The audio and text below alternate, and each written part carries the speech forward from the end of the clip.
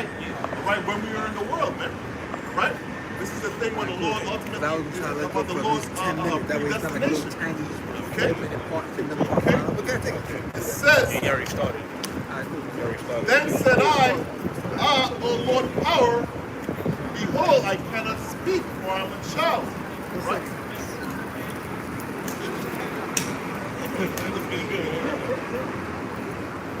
It's still going though. It's still going. Yeah. All right. It says, then said I, Lord power, behold, I cannot speak, for I am a child. And that's the thing, man. This truth, hey man, you can't escape it, man. If the Lord put the Spirit on you, Next time. Next time.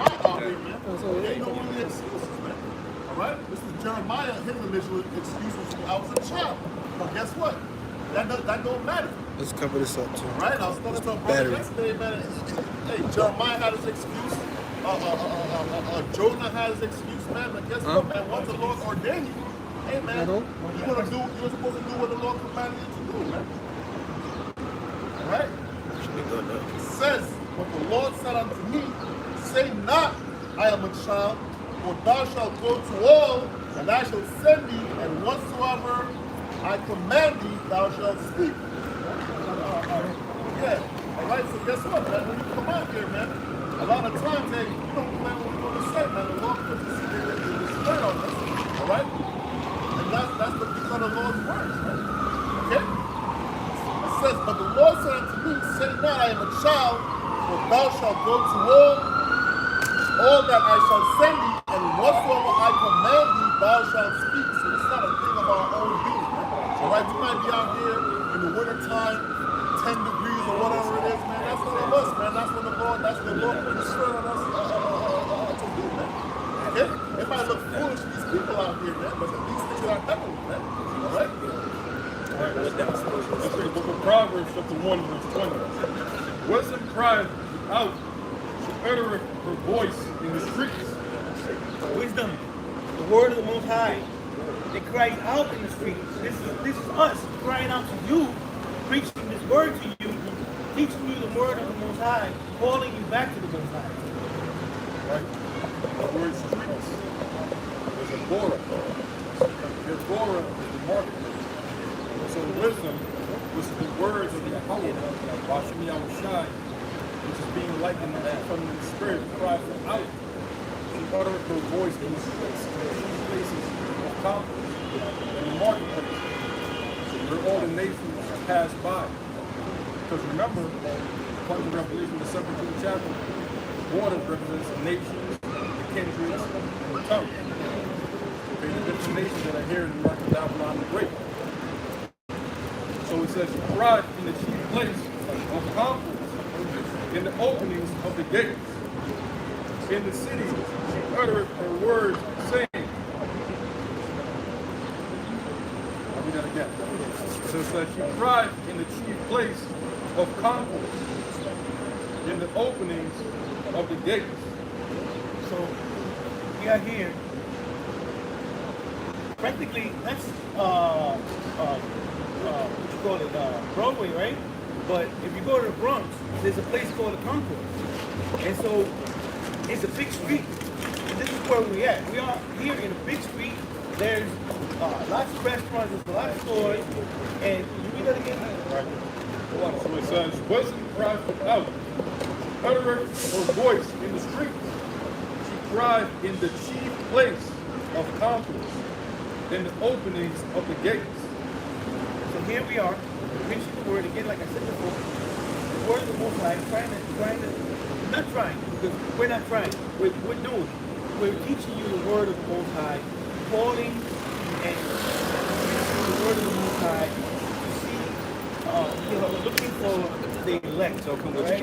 And everybody who hears it are either going to deny it or they're going to appreciate it and they're going to embrace it. So we're out here in the concourse, in the highways and byways, preaching the word of the Most High. In the city, she uttered her words, saying, how long, ye simple ones, will ye love simplicity, and the scorners delight in the scorning, and hold on. It's a simple one, we love simplicity. That break that down.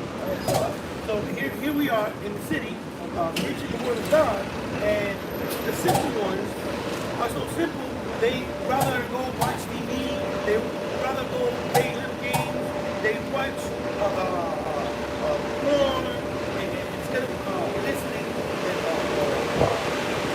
reading the word of God, that this way they have some type of wisdom. Because without wisdom, without this wisdom, they're all going to die. Yeah. No, I'm saying like, how long will you fucking listen? How long will you fucking listen? You know? How long will you know you fucking listen?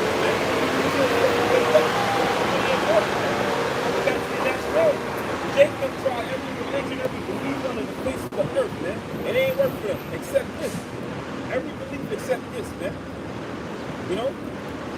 That's why I say what? The ox knows his owner and the ass is master's grip. You know what I'm saying? That's a good script. Not your second, though. I got you. Isaiah chapter 1, verse 3. The ox knoweth his owner, and the ass is master's crib.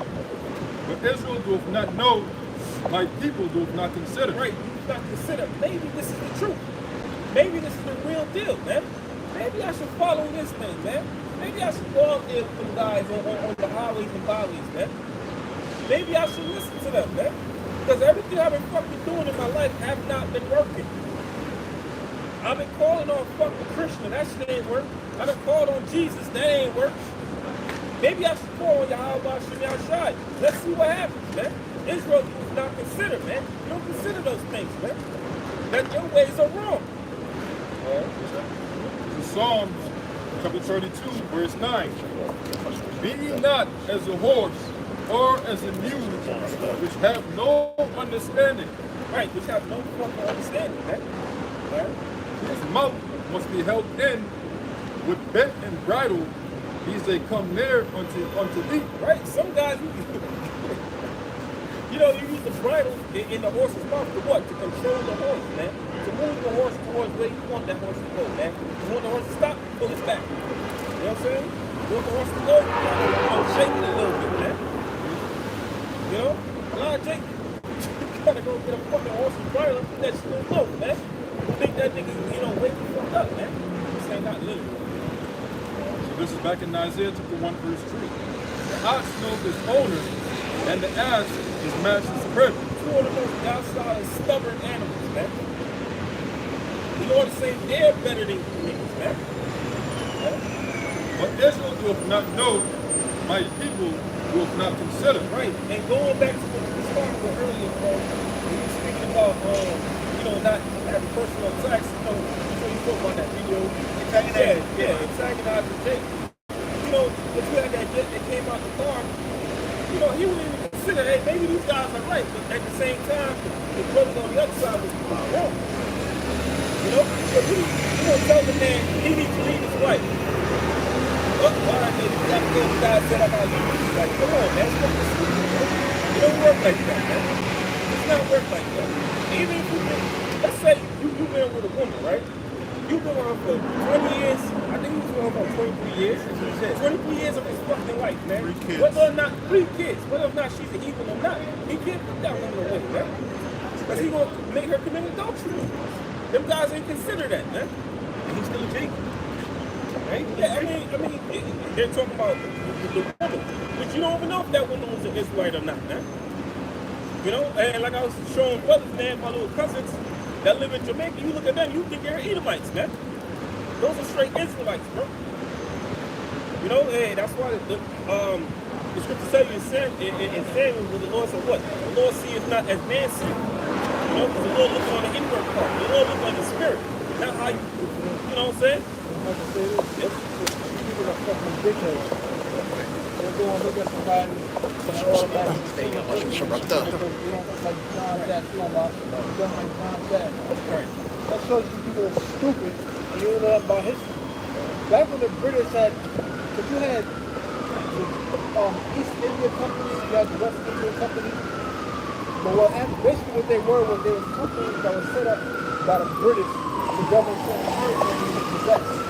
Because they wanted to take over India because they wanted the indigo dye They wanted very different types of products that they had. And then for people, I wish I had a world map here, but there was a certain sea on the region of India that they wanted. So basically what happened was when India came under British imperialism, eventually what occurred was they brought forth the concept of indentured servitude. Now you think of the word denture, think of teeth, denture. Because the papers of a person who had indentured servitude, you had to be able to like attach them together like teeth. That's how people actually look, contract.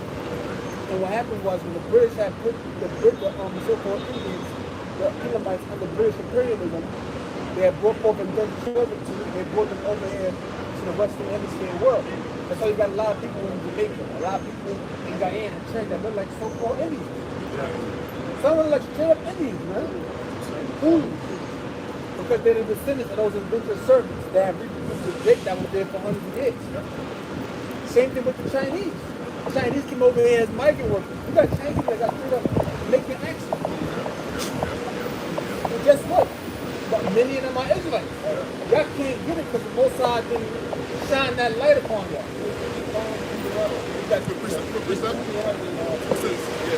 John chapter 7, verse 24. It says, judge not according to their parents, but judge righteous judgment. Close the book. Judge not according to their parents, man. Because you're going to have Israelite foreigners, man. Listen, please, let's get that real quick. Deuteronomy chapter 28, verse 64. And the Lord Yahweh shall scatter thee among all people from the one end. Among all people, the Lord's going to scatter us, man. And then if you look at the book, Nature Don't Know Colorblind, you see that Jake was up in there as, ruling as the Moors. I believe for over 800 years. They was ruling as the Moors. Guess what they were doing? They were popping all the Edomite women up in Europe, man. That's why you got a lot of so-called white people that look like Israel. I'm sorry. You got a lot of Israelites that look like so-called white people, man. You got to judge according to the spirit, man. You really got to be around a person to feel that person out, man. You can't just look at a man, because you look at a lot of Jakes that look like straight up Israelites, but they could be Edomites. They could be Moabites. They could be Ammonites. So what DNA company do you own? Because when they use Even DNA, they're fucking wrong. Hold on a second. DNA companies are fucking wrong. Hold on, brother. Because the thing with fucking DNA companies, I'll tell you why they're fucking wrong. Because like the whole Ancestry.com and shit, that's all fucking bullshit. Because I was watching a video, I think a dude said, his wife wanted to know her nationality, where her family goes back to and all that shit. So he said he swabbed this fucking lizard, and he sent it to them, and they sent it back. And they said you're like 2/5 Jewish, this and that. It's fucking lizard DNA. So that shit's all fucking bullshit, bro. So that whole DNA company is all bullshit. What they call it? Carbonated? That's bullshit. The Earth is 250 billion years old. Nigga, what?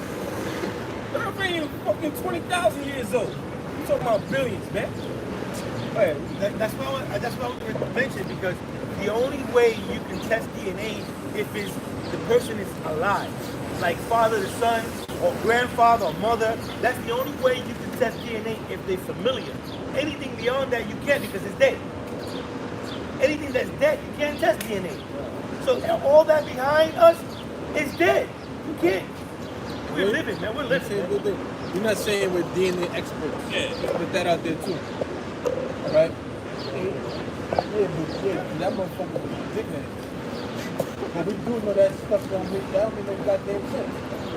When I started hearing about what that dude is, that black dude, look at his name. He's some black that be doing his DNA. Go back to his name. But when I first saw that, I said, look, 80% of your DNA comes from this place. I go, that don't mean it was white people. 15% of DNA come from Europe. But that don't mean they're white people. Right? Who was living in the land at that time? You act like black people just in one spot. We just in a box over here in Africa. And anything that's not Africa is just not you. Stupid. Now I remember it was the Battle of Plessy in 1757 that was said to be the beginning of British rule over India. But another thing and it came to my mind, what about that scripture? Being as the horse on a mule, that no understanding. You know what I think of?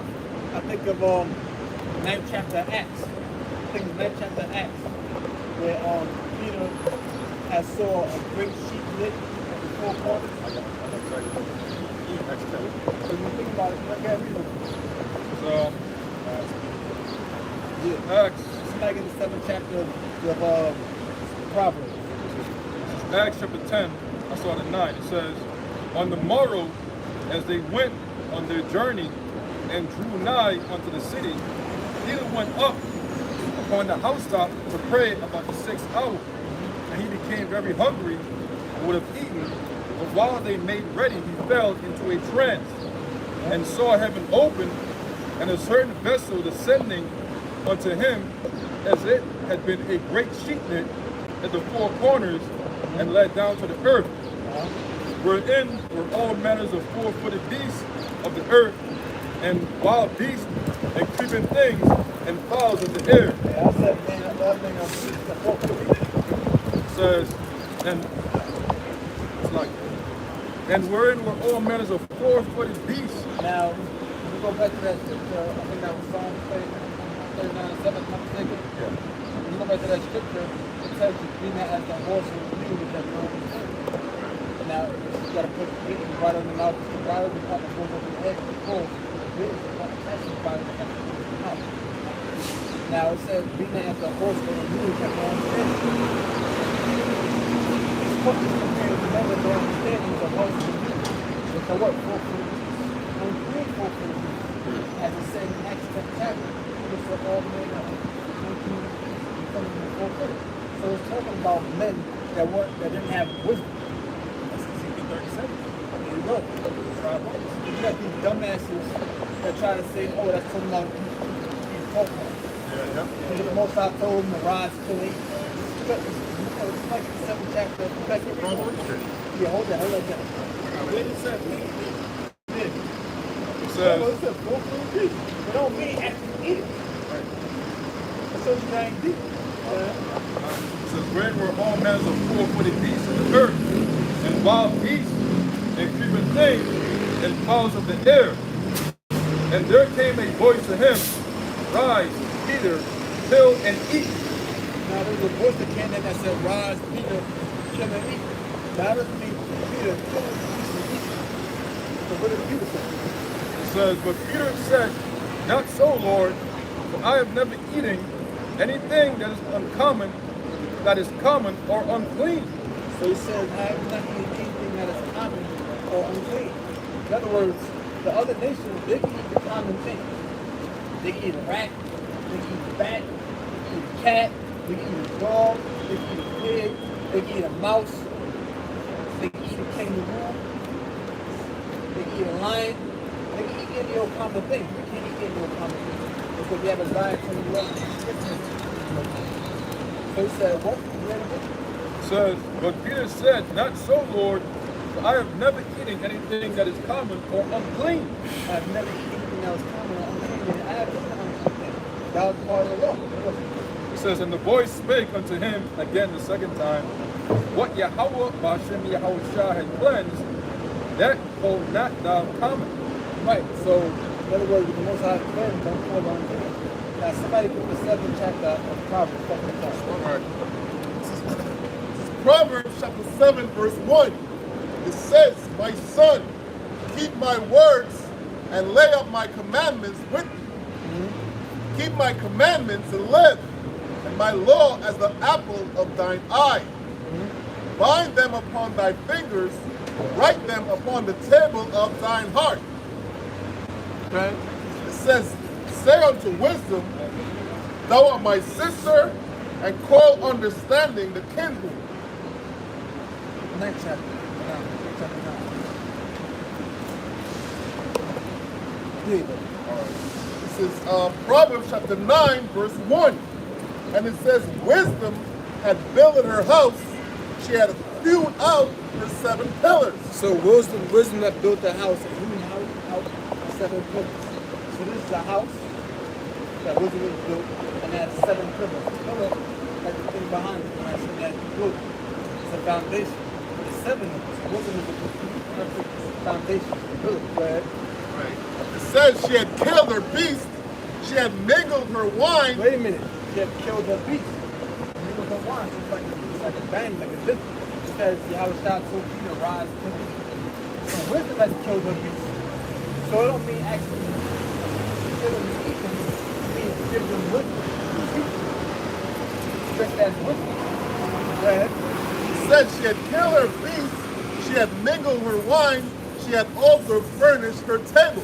Furnished her table. As a matter of fact, that brings me to Psalm 23rd chapter where it says, my cup runneth over. It says, thou prepared a table in the presence of my enemies. Now, if you're sitting there eating at a table, and you're in the presence of your enemies, wow, you're going to talk. You know your enemy's not going to rise up against you. So we have this wisdom, we have this knowledge. So Yahweh shall tell Peter to rise to him. I don't mean Peter actually rise up and kill them and devour them, but Peter knows. Give wisdom unto these men that are like a horse of the mule that have no understanding. Give them knowledge. Okay? That's what goes in the whole thing about Cornelius. It was being taught. The Hosea chapter 12, verse 10. I have also spoken by the prophet, and I have multiplied vengeance, and you by the ministry of the prophet. You know, and it's like a law, it's a law of grace. So that's why the it's cold, man. You know, it's like all faith, man. Remember in the movie The Matrix, where Neo used the computer that guy Cypher that curriculum, and all they saw was the green lines, and Cypher was like, you know, I used to see green lines too. So now I see a blonde hair there, and this and that, and you know you could, man. So when you read the scriptures, you know, in that scripture you see an animal. Where it says, arise, kill, it's all four for the beast. It's seeing animals. But really, what we're seeing is people that lack understanding. You know what I'm saying? So that's why that movie makes it so deep. Right. On here. Isaiah 55, verse 1. Oh, everyone that's thirsty, come ye to the waters, and ye that have no money, come ye buy and eat. Yeah, come buy wine and milk without money and without price. And what's that all represent? Is it really talking about wine? Hey, brother, we just saying, you know what I'm saying? No, it's talking about the knowledge, man. It's talking about the wisdom, knowledge, the understanding of the truth, man. The Bible. Come by and eat. And that's what we're doing here, man. Come by. It's free. Freely you receive, freely you give, right? So we're giving this knowledge to you for free, man. Ain't no, hey, join the Patreon, brother. You know what I'm saying? Ain't none of that shit, bro. There's no Greatmillstone brother here or across the world that has a fucking Patreon and you gotta pay for it, man. We don't do that shit here, bro. Because none of us pay for this word. And we ain't trying to make a profit off this word, man. The only thing profit we're trying to make us is spiritual, man. Matthew 6, man. You know, build up the treasures in heaven. That's the only profit we're trying to make off this word, man. Also, you know, Yeah, pay your tax. You know what I'm saying? that went back to the Yeah. That niggas ain't want to do. The niggas come out eat potato chips. Come out eat potato chips and say, yeah, we're going through it. Yeah. Okay, it's like, you know, that's all them guys is doing. That's why I like when niggas try to rise up against the elders. The elders got their fucking ass beat. Talking about the Sabbath is, you know, Sabbath. I don't know if you was there that night. Probably over there. Oh, the Sabbath is talking about someone see that big stupid nigga. Some big dumb nigga. Look at that nigga. Somebody put the dude Ishmael. Oh, yeah. Yeah, I'm saying that a tall, big dummy guy with him. And they call themselves trying to tell the apostles that the Sabbath is on Sabbath. It's not on the Sabbath. They got their asses kicked, man. And they ain't come back no more. They just got their heads. A lot of these dudes are just niggas waiting for an opportunity. That's right. He's booked out there. Oh, hell, you can have no You walk around 34th Street, you see him on the fucking corner talking to him. Yeah, he pumped out. You pumped out. Go ahead. Back in Proverbs 9, it says, Proverbs chapter 9, verse 3, it says, she had sent forth her maidens. That's good on that. Psalms chapter 51, verse 7. Purge me with hyssop, and I shall be clean. Wash me, and I shall be whiter than snow.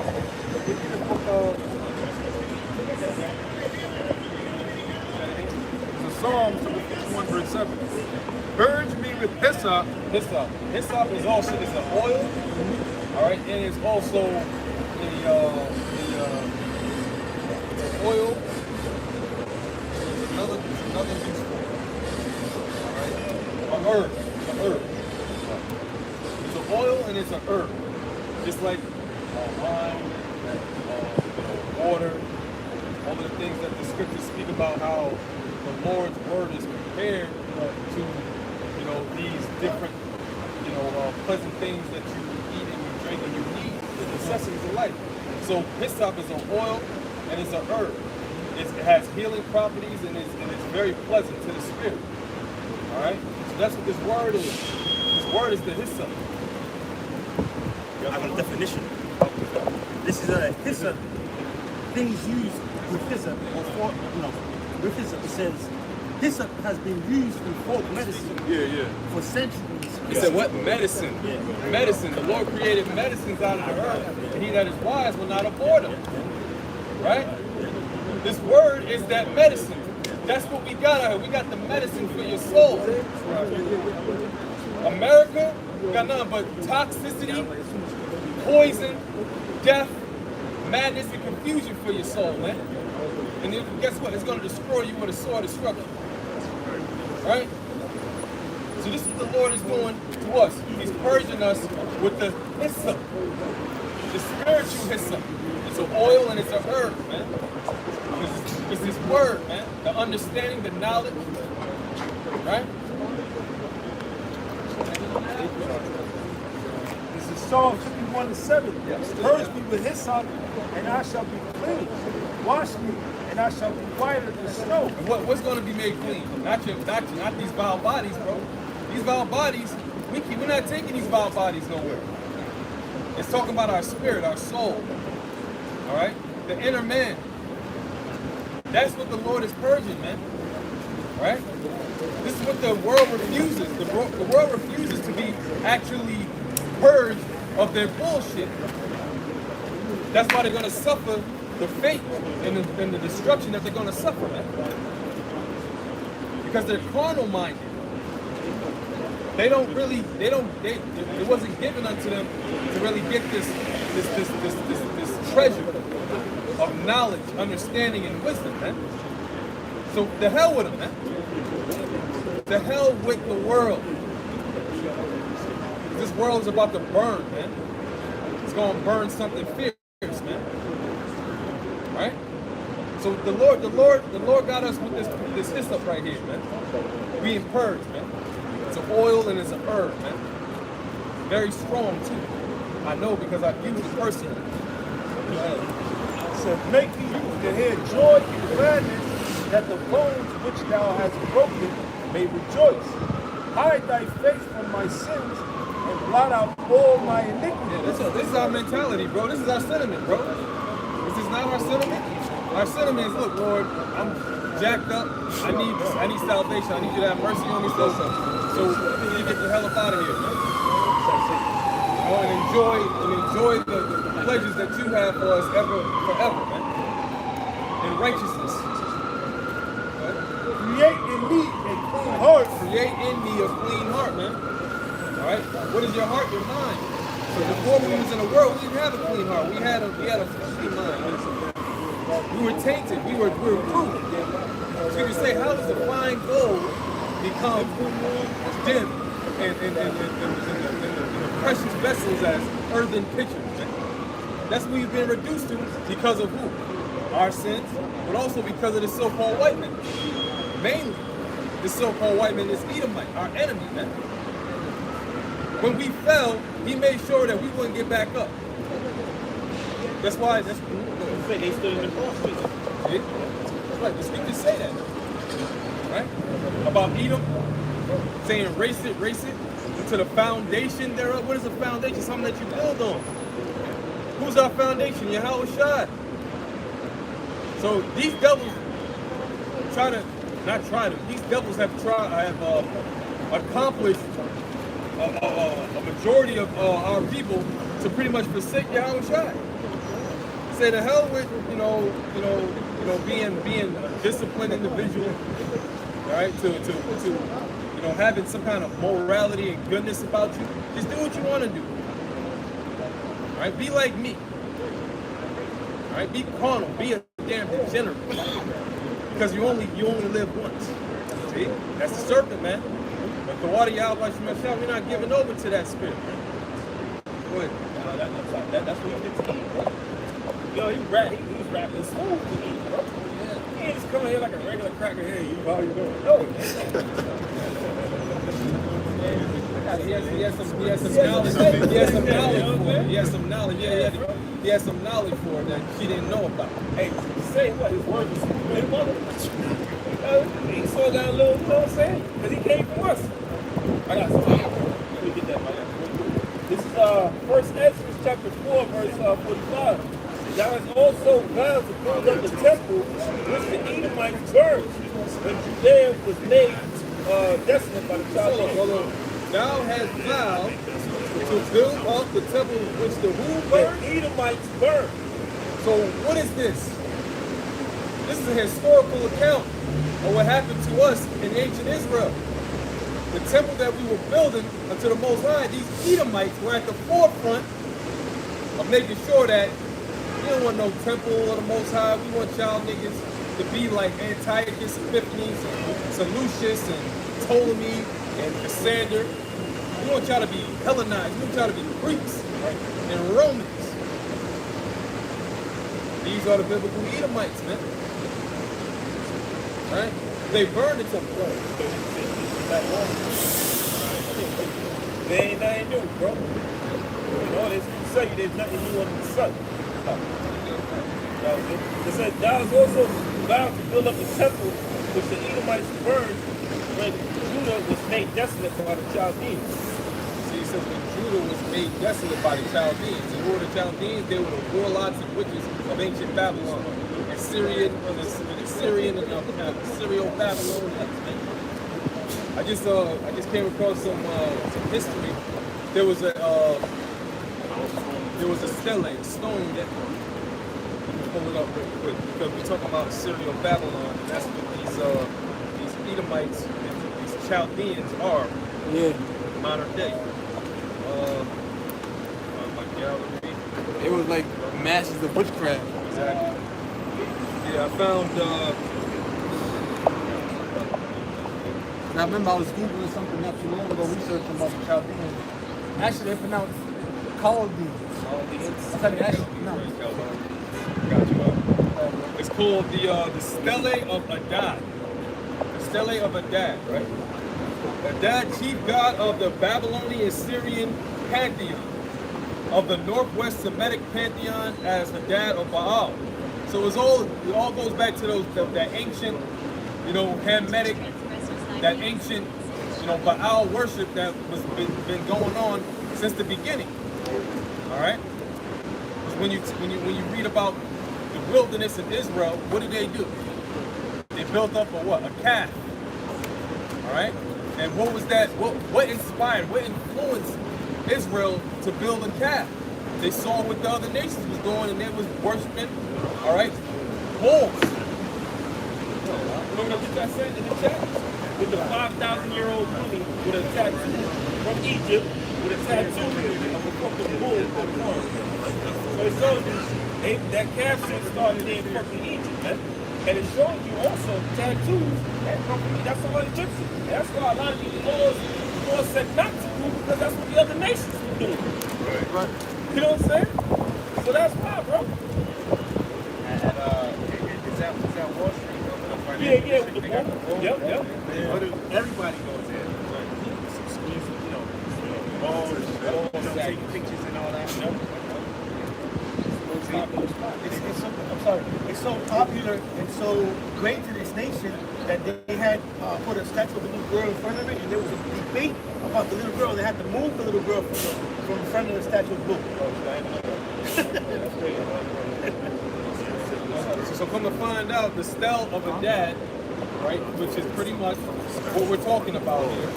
This idol worship, this, you know, this wickedness that's going on in the world. This is ancient. This is not new. Oh, it's amplified now because we're in what? We're in Babylon the Great, but it's not new. The brother Karab even brought out that this whole temple prostitution thing. That thing's been going on. That was the worship of Ashtoreth. Yeah. Ashtoreth was that temple prostitution thing. That. Yes, right. And a lot of people, if I say this, a lot of people don't know. When you go to Leviticus 20:13, you're going into that. That's right, brother. Yep. That's right, because I looked up the Hebrew words for that, and that's what it was going into, a temple prostitute. Yeah. Temple prostitute. This is our 2 Peter chapter 2, verse 6. And turning the city of Sodom and Gomorrah into ashes. That's what's going on out here. The acts of Sodom and Gomorrah, Admah, Zeboim, Zoar, those 5 cities, what happened to them? All right? They got burned. The Most High burned their asses up, man. And it's going to happen again by way of thermonuclear fire this time. Right? Go ahead. It says, and turning the cities of Sodom and Gomorrah into ashes. Into ashes, man. Dust. All right? Melted them damn freaks, man. That's what's about to happen to America. America's about to be melted. Right? It says, condemn them with an overthrow, making them an example. No, it justified them, brother. It gave them a whole month to proclaim their pride and their debauchery and nastiness. It said, condemn them. You know what the word condemn means? All right, with damnation, with damn, with damnation. These people out here are damned, bro. Right? Last month, I'm saying this month. This is the first. This is the First of July today. 1st of July. The whole month of June was dedicated to just freakism, man. Celebrating freakism out here. But the Lord said what? He condemned them with an overthrow. Yeah, my son's playing this fucking game, Minecraft, and they got a fucking pride package skin on that fucking shit, man. You know what I'm saying? I had to sit his ass down and tell him, listen, man, all this shit means these goddamn weirdos, man. And those are not good people, man. And I said, delete that shit. And so he did. You know? It says, making them an example unto those that after should live ungodly. So the Lord condemned them, burned them, and then after that happened, then what? He made them an example. An example. He made an example out of those damn sodomites, man. Like, look, you ain't supposed to be doing that shit. Right. Point blank, period. All right? Good. And delivered just Lot. And delivered just Lot. The nephew of Abraham, right? Vexed with the filthy conversation of the wicked. Vexed. Okay? Vexed with the filthy conversation. All right? Filthy is polluted. All right? Conversation is behavior. There's no constructive improvements when it comes to homosexuality and lesbianism and all this madness. There's nothing good and nothing right that comes out of it. It's wicked lust, it's disgusting, it's nasty, it's confusing, it's stupid, bro. It's stupid. It's folly. It's stupid. Okay? Stupid is as stupid does, and you get destroyed. It says, for that righteous man dwelling among them and seeing and hearing, vexes his righteous soul from day to day to their unlawful Through the spirit of power, Yahweh, we're in the stead of Lot. Because we're out here, what are we doing out here? We out here vexed with the filthy conversation of the wicked. We're not out here just for the camera. Alright? We're not out here just doing our own thing. We're out here because the Lord opened our eyes to really see what's going on out here. So we vexed with this shit, man. It doesn't make our lives any easier to be in this damn society. So we vexed with this shit, man. Go ahead. It says the Lord knows how to deliver the godly out of temptation. Why do y'all about not shot for that, right? Because this world is a very ungodly world, man. It's a very carnal, stupid, all right, low-level world, man. What's one thing he delivers out of temptation?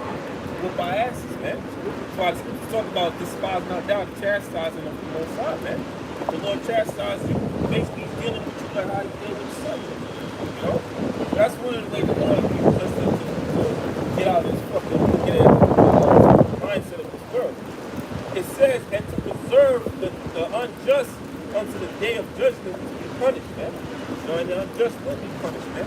Everybody, best believe, man, every single soul that stepped foot on that so-called pride parade, man, is marked, man. See the anime Death Note? You're all on that fucking list, man. The angels recorded each and every one of you down low niggas, man. You got a lot of down low niggas walking around in the hood. The angels know who the fuck you are, man. The Yahweh Shem's not gonna destroy the things, man. It's cool, boss. You got anything good? You know what I'm saying? He getting his back thrown out by another dude, man. No, man. He was sick, man. There was one dude in my neighborhood that I knew of. Last man said was affected. I ain't seen one day try to say what's like a movie, man. Got the fucking picture. So I said, well, that kept the fucking movie. No matter what the fuck affected. He don't love these niggas. They ain't fucking homo. They were motherfuckers trying to affected. Nobody said nothing to him. Nobody hung around him, motherfucker. Because I never hung around him at all. He was somebody I seen around the neighborhood. He was like an older guy, probably like 4 or 5 years old. Not that much older. And I think one time he got an attitude like he said that to me, kind of like, I think he more of his breath. So I'm like, I'm around like, what? Beat your fucking faggot ass, motherfucker. A couple years ago, I'm beat your faggot ass. I know he would. Fucking mouth, man. So I just looked at him like, just kept moving. I ain't hear what he said. It sounded like he mumbled something. He ain't say it that loud, whatever it was. Go ahead, man. He knew if he said it loud, he gonna get it fucking F. Yeah, bro. Isaiah 3 and 9, right? This is pride month scripture, man. This filthy ass place. Right, bro. This is Isaiah 3 and 9. It says, the show of their countenance doth witness against them, and they declare their sin as Sodom, they hide it not. Right? Best believe the whole fucking, that's just 1 month. That's really like the whole fucking year. Oh, yeah. You know? The more this place goes on, the more and more gold these faggots, these homosexuals get. And it's disgusting. Why? Because this country enables them to do so. You're considered a key role, strong and powerful, and then come out as a damn flame of that. That's backwards, man. Right, get a raise that look. Yeah, raise, you know, you get certain benefits. They'll hire you. Yeah. Oh, I realize. there's a law now that companies don't have to hire them. They can discriminate now. So, and that's called, you see what Esau's doing? He's causing friction between either whole LGBT, whatever the hell else. He's causing friction between them. You know, and that's, it's going to be a great division in this goddamn country, man. They should be charged out the ass. Something about I felt. What's That's this? probably what they want. They should be charged for life insurance policies. Should be up the roof. I was thinking about Because that. they denied me one. I had and I ain't with that shit. I basically said that I didn't make enough money because I tried to get a policy if I get injured or whatever. Like $100,000 or some shit, whatever. And they was like, nah, and I couldn't afford it the payments. So I'm like, yo, why don't the homeowners get high premiums when they gotta pay like $500, $600 a month? Because they are fucking helpful. Yo, but let you tell them I don't need a sex change operation. It's really down. About 80% of all HIV/AIDS cases are thought to the CDC website. About 80% of all HIV/AIDS cases are from gay so-called bisexual men. Bisexual suicide. Yeah. Most of them come from what's called lesbian women get bacteria, vaginosis, all kinds of stuff. Because they the same genders being with each other, and then they go on, and then like a man is going with a man, then he going with that woman, then that woman is with a woman, then she's going to a man, and it's all like, you know what I mean? It's disgusting. Yeah. Hey, that video that Pastor Hall posted, which I actually watched that video. He had the link with the woman turned into a man. She's on the press now and shit. That you know, because men don't get no attention. Well, welcome, bitch. You know what I'm saying? Welcome to our fucking life, man. That show you, women can't put up foot in the man's shoes, man. This is a whole different fucking universe here, bro. You know, being a man is a whole different universe. And you saw never liked these people anyway. Because still back in the 70s, they were killing them in Soho. They were still beating them up and killing them in them streets. Well, you saw always with the faggot. Everyone liked them being faggots, but what happened was in society, so black people eventually so started to condition the society to be more accepting of it because people so tired of being in the closet. Think about it. When you bring these desires out to the world. Yeah. Right? Continuing, I'll start from the top again. It says, Isaiah 3 and 9, the show their conscience doth witness against them, and they declare their sin as Sodom, they hide it not. Woe unto their souls, for they have rewarded evil unto themselves. Right? We're going into the diseases that they have, right? Over the first chapter. That's the Most High punishing them for their acts, man. Guess what? I'm told that Peter, the Most High got a ultimate punishment because he made an example of, if you go that route, of what they did in Sodom and Gomorrah, the neighboring cities. Right? It wasn't just for sexuality, it was bestiality, right? It was pedophilia, all types of sexual immorality, man. Right? And that's what this country puts us in. And how did the Lord destroy them? Fire. And how you going to destroy them again? Fucking fire. Because fire is a purifying instrument, man. See, forest fires are not really a bad thing. Right. Because when a natural forest fire happens, that's good for the earth, man. You know, more nutrients are given to the new plants that are coming up, man. Yeah, you should do it. Yeah. Hey, I'm sorry, we do that in anything. Matter of fact, I really think my mother just did that in her yard down there, man. Burn the fucking field so that the new, whatever these seeds you plant after that will grow more nutrients. Look, some of those seeds won't open up unless you burn them. Right, the most nutrient is soil next to a volcano. Yeah, because that fire. Fire is cleansing us. Purifying. How do you purify, let's say, you got some, you in the fucking, That's one of the reasons why sacrifices is done with fire. Right. Fire is something if you in the forest and you need some fucking water, you find some water, you gotta boil that shit. And why you want to purify it, man? Right? So Jeremiah chapter 6, verse 15 says, were they ashamed when they committed abomination? Nay, they were not at all ashamed. And that's what it is, man. Your brother just went to scripture, they declared their sins in Sodom. Right? You know, back in the day, in the closet, right? You're really a social outcast, right? You come out, I remember growing up, I was the last class of my original man. Listen, they run this dude off the fucking beach. Everybody started clapping. Yeah. I had a really good day, man. The kids were involved. Beautiful thing, man. You know what I'm saying? Right. But now, they have whole pride months. They walk around with t-shirts, all these type of things, man. All right? So it says, were they ashamed when they committed an abomination? They, right? They celebrate when they committed these despicable acts, man. Right? Because the clearest in the Sodom is not from blood. It's about any sin. You are holy on Sodom. It's about supernatural things. Songs about selling drugs, killing people. Man, adultery. And that's the most popular music in the world, hip hop. Right. Like, they're good. They listen to the drugs. It's about hip. Right. It says, nay, they were not at all ashamed, neither could they blush. Therefore they shall fall among them that fall, Neither could they blush, so they weren't even ashamed. They must be doing both that cartoon. Yeah. And Elmo Floyd or something like that. And when they can't come down or that the whole neighbor of them, cover his body up, you see like a little blush on their face. That's a symbol of shame. They're not even ashamed.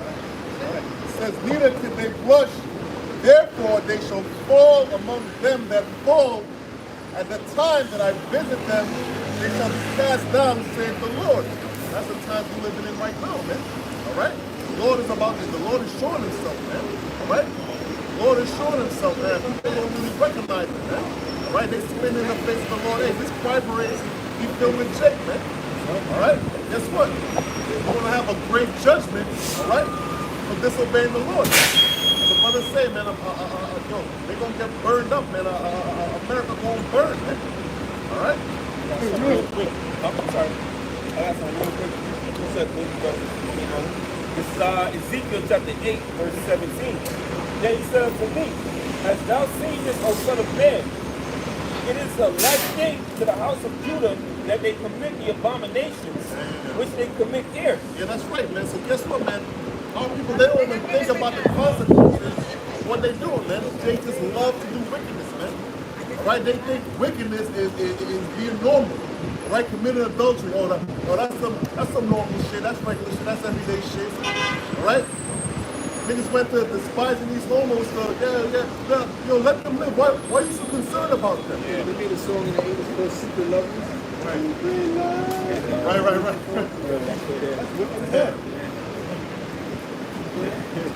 It says, for they have filled the land with violence and have turned to provoke me to anger, and lo, they put the branch to their nose. And that part, the branch to their nose, is part of their ritual. When they do their idol worship, they'll have the olive branch, they'll have it by their nose, and they'll walk around. You know what I'm saying? That's why they call it, they put the branch to their nose, that olive branch. They go into the scholars and shit, they tell you, they use that olive branch in their little ritual. So looking into the customs and practices. Yeah, so that's what it's going to, man. So it's a light thing, man. You know, committing adultery is second nature for a nigga. You know, long story short, the argument those niggas at work. They're like, yo, man, I ain't gonna mention her name. They're like, man, I'm like, yo. Like, why? She's mad, nigga, she look for him. Like, man, stupid. I'll fix that shit quick. All right, bro. You got it. You got it. But when it happened to them, yo, man, I'm fucked up, bro. I'm fixing this shit. How you do that shit to another dude? You know? Hey, man, niggas are backwards, bro. Okay, so Habakkuk 2, verse 9. Woe to him that cometh with evil covetousness to his house, that he may set his tent on high, that he may be delivered from the power of evil.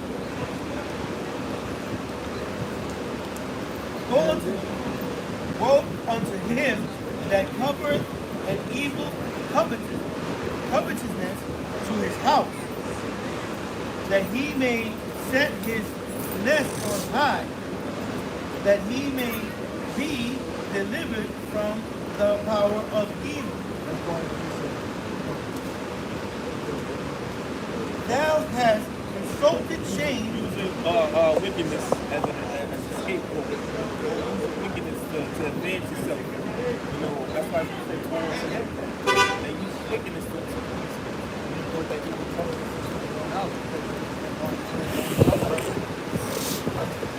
Thou hast insulted shame to thy house by cutting off many people.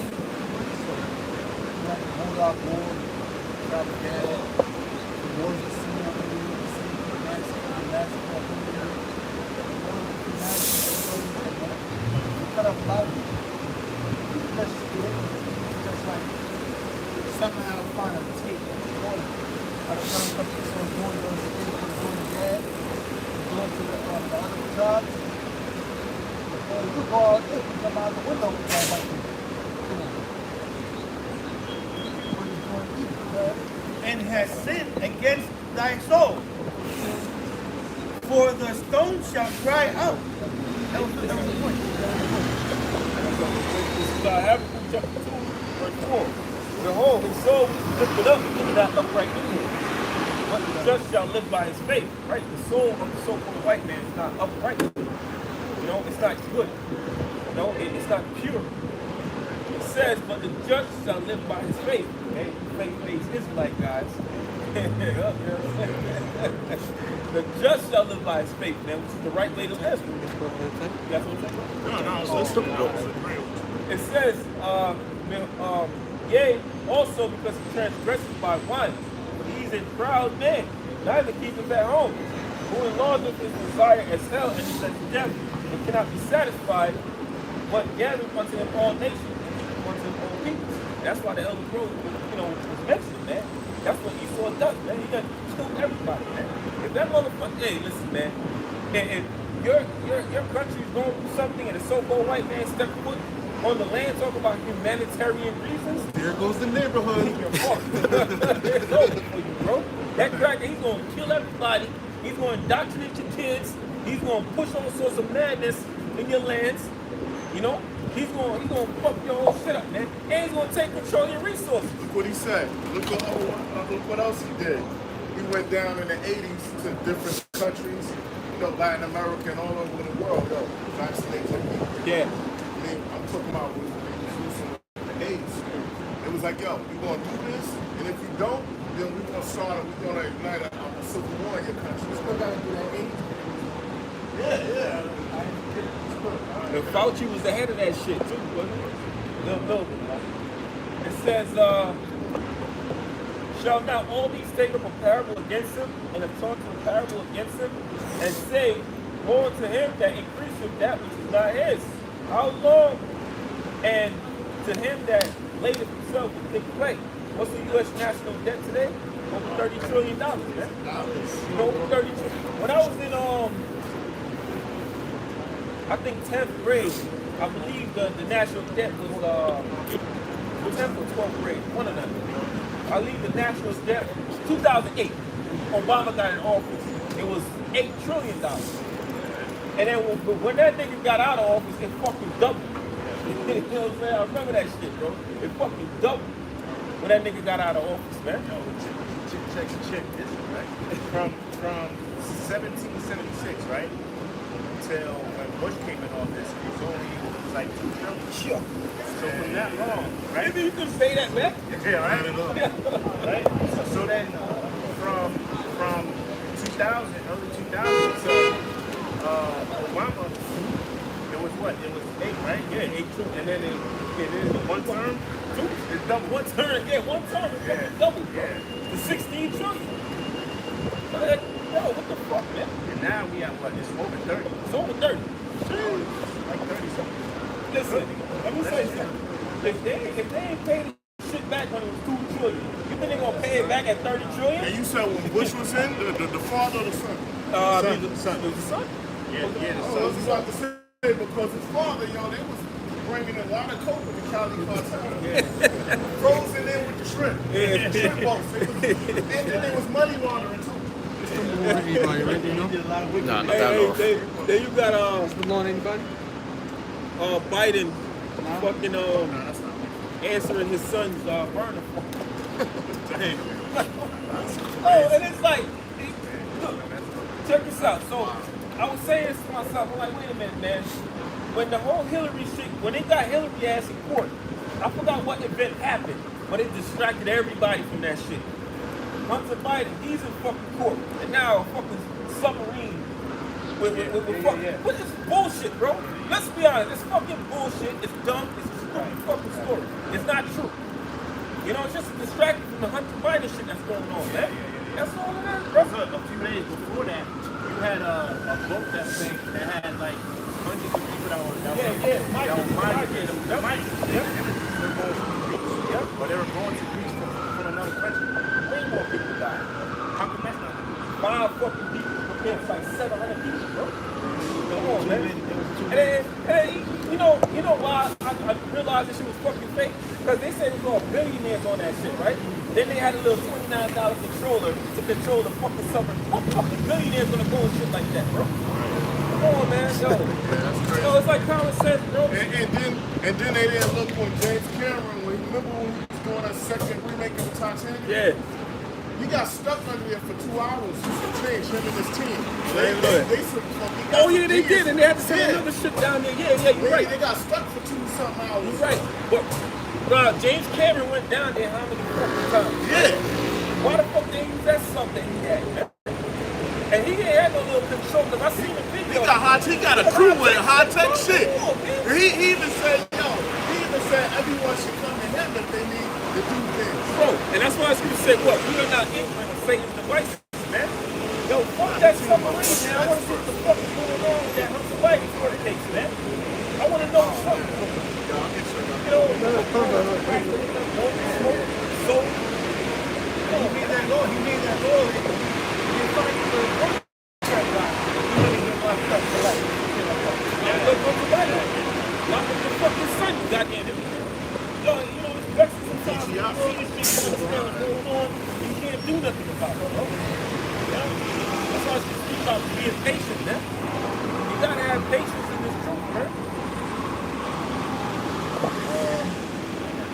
Psalm chapter 10, verse 2, it says, the wicked in his pride do persecute the poor. Yeah, that's right, man. The wicked in his pride persecute the poor, man. All right, this is still for a white man, all right? So we gotta give him a white man. It says, the white man in his pride do persecute the poor. That's what we're talking about. Right. Yes, sir. That's what the story does. Poor, man. That's the damn devil. That's how Jacob didn't make a pussy get in the money, you know. But if it's Jacob to the so-called white man, he was more likely to be desperate than the white man said whatever. The black person and the white person, they're going to be definitely more than so what they couldn't do. That's how people tell you that bot is things and things. Sevenfold, it's going to go to crap. You ain't going to get so the strictest aspect of the law.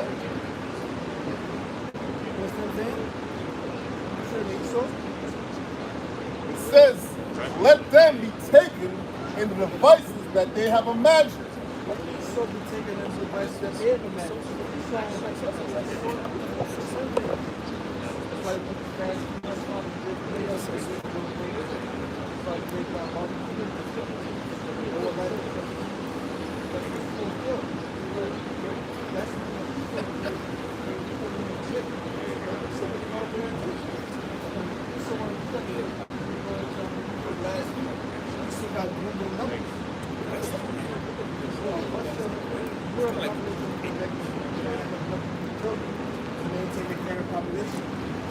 It was like 17 or 23 states where more white people died than was born. That's what we used to want to bring about morning. Morning is the beautiful day. That's about it. Last week we put the article out, I think in the New York Times, the New York Post in 97, it said, oh, that's different. So, once we get to take people out, because they know they're going to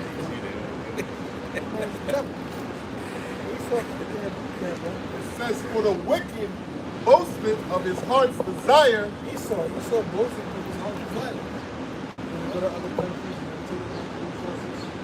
When you go to other countries, destroy the lands. They set up a puppet leader in their place. It says, and blessed the covetous whom the Lord abhorreth. The Lord abhorreth. So most of Spain, Esau.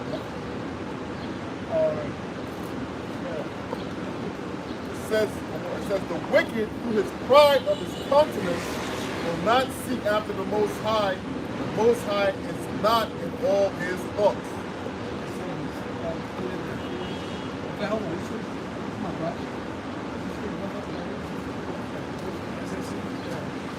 Russia, you got the economic hit there, which is the sanctions they put on Russia. That didn't work. Then they sent in the jackals to try to disrupt things and to assassinate Putin. That didn't work. Now they're sending their military, which is NATO, and the U.S. soldiers, and it's full-fledged war, man. So that's what these devils do. they send an economic hitman first, and then once that don't work, then they send, before that, they try to send it, make it like a military coup. But I missed something real quick. They sent an economic hitman through the census, that didn't work. They sent in the jackets, that didn't work. Then they try to get this dude from the Wagner, the leader of the Wagner group, to do a coup, which was quelled quickly by the regime of Vladimir Putin. And now they full-fledged war on Russia, led by Ukraine and NATO and the U.S.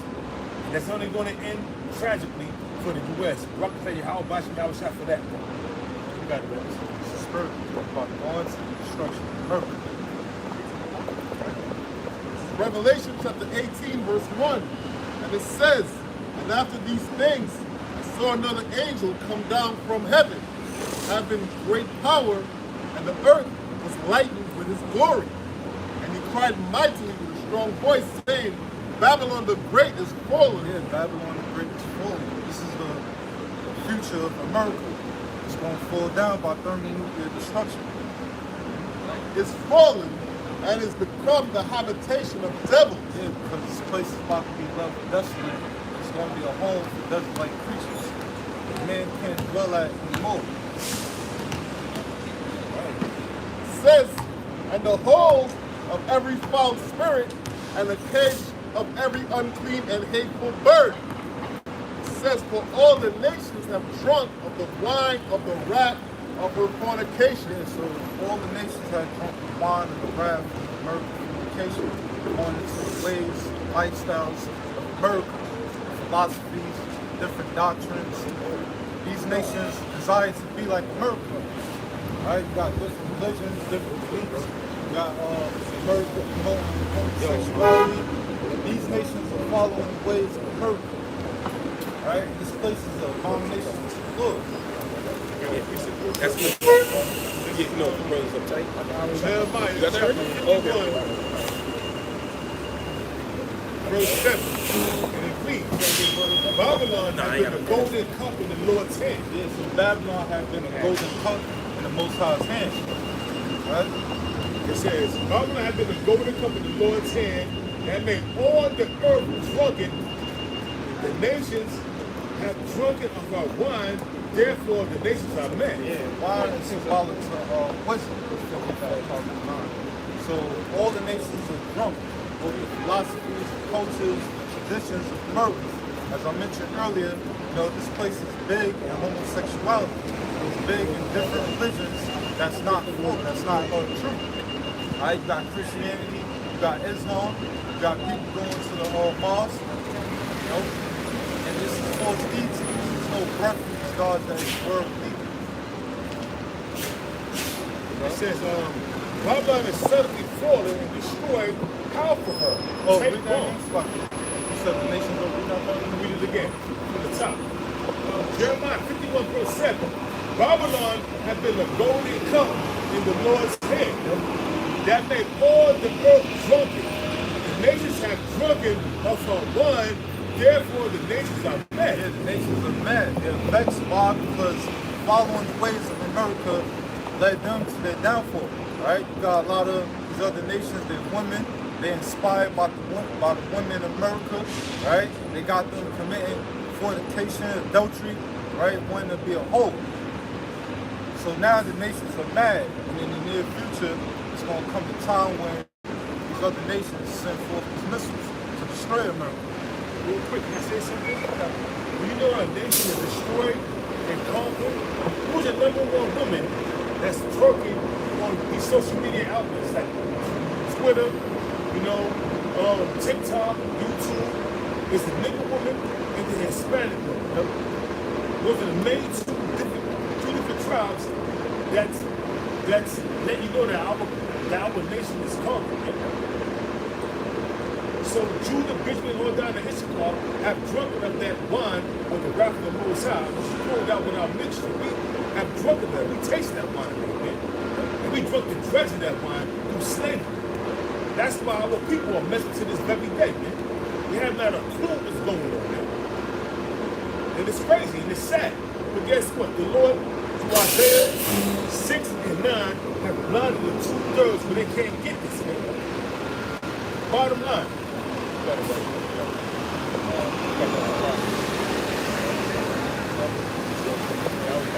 Now, what's more? It says, back in Jeremiah 51 verse 8, Babylon is suddenly fallen and destroyed. How for her? Take balm for her pain. If so, she may be healed. Yeah, Babylon the Great can't be healed. Why? Because it's destruction. This place that we live in right now is temporary. It's only here for a moment. The so-called white man rulership is about to be taken down by violence.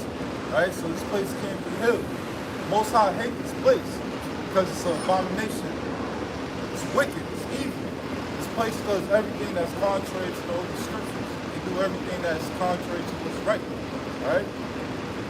Also, there's no remedy for the broken economy. That's how this place is it says We would have healed Babylon. yeah, we can talk about the economy, the morale of Babylon, the infrastructure. It's all totally destroyed, man. There's no coming back.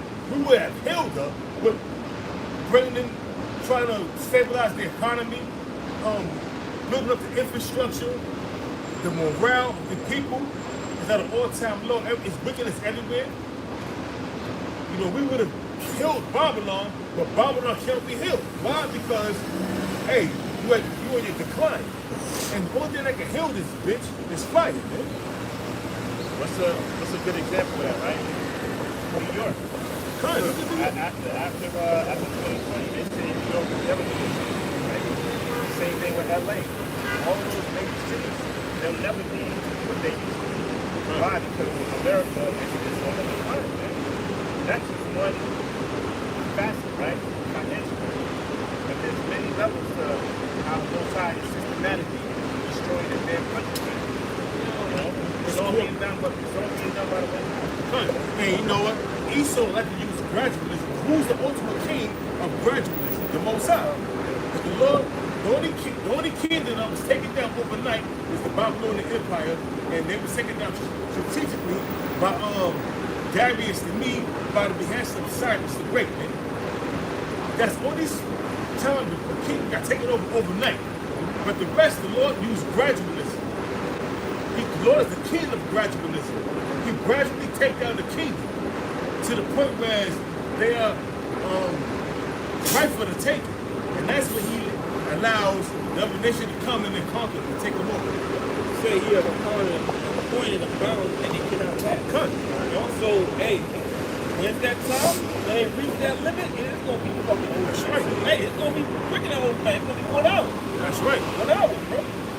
This place is gonna fucking go down. As soon as they reach that little time limit, that millisecond is over, it's it. It's a wrap, man.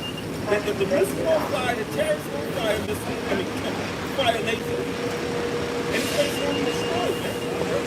The electric gonna be aimed up. In 1 hour. The Lord said 1 hour is gonna destroy this place, man. How long is it? Around 250 years? You know? In 1 hour, this shit gonna be fucking destroyed, man. Yeah. All that work, right? All that takeover, right? All that destroy the minds of the people, especially the people on that side. All of that goes to waste on that. How the fuck you do it, man? How the fuck you do it? It's a little more. It's a little more. The kingdom gonna slap the shit out of you every fucking day, man. It's gonna humiliate you in front of your peers, man. You know? And if my booty boy, you know? In front of your woman, your kids, I'll kick the shit out of you. I have fucking teeth. That's right. It's a little more. It says back in Jeremiah 51 verse 8, Babylon is suddenly fallen and destroyed. How for her? Take balm for her pain. If so, she may be healed. Take balm for her pain. Balm is what? Heal it. Put it on the wound to heal the wound faster, man. No matter how much fucking balm you putting on this wound, this bitch ain't coming back. What's that balm they putting on the wound? The stimulus packages, man. Right, bro. Pump it, pump it, pump it. And it's just fucking destroying everything, man. It's just worse than the dollar. That's why the dollar is gonna crash. It's a good crash for rate. You know what I'm saying? That's why it's coming out of what, that digital dollar, man. You know, hey, Fed now dropping this month. They're cut. It's dropping this month. The fourth. Right on Independence Day. Independence Day. Like everybody barbecuing and Yeah, for the burger. flipping them burgers. Hey, bro, for the burger, get a hot dog. Guess what? Behind your fucking back, they working on your downfall, man. That's how these devils do, man. They work in darkness. You know? Hey, give me that in Ephesians real quick. The rest of that against question. Finish that, dude. Like it says, verse 8, Jeremiah 51, verse 8. Babylon is suddenly fallen and destroyed. How for her? Take bomb. It said it's suddenly falling, man. I mean, quick. That's that 1 hour, man. Boom. Quick. Right? So it says, and so she can be healed. Verse 9, we will have healed Babylon, We tried, but she is not healed. but we can't do shit about it. Forsake her.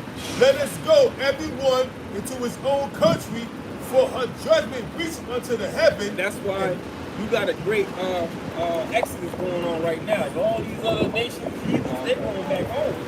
Everybody going, matter of fact, my man Mo from fucking Africa the other day. I was telling the buddy from Africa on fucking video chat, like, yo, I'm like, what the fuck you doing? Like, nigga, I'm at home.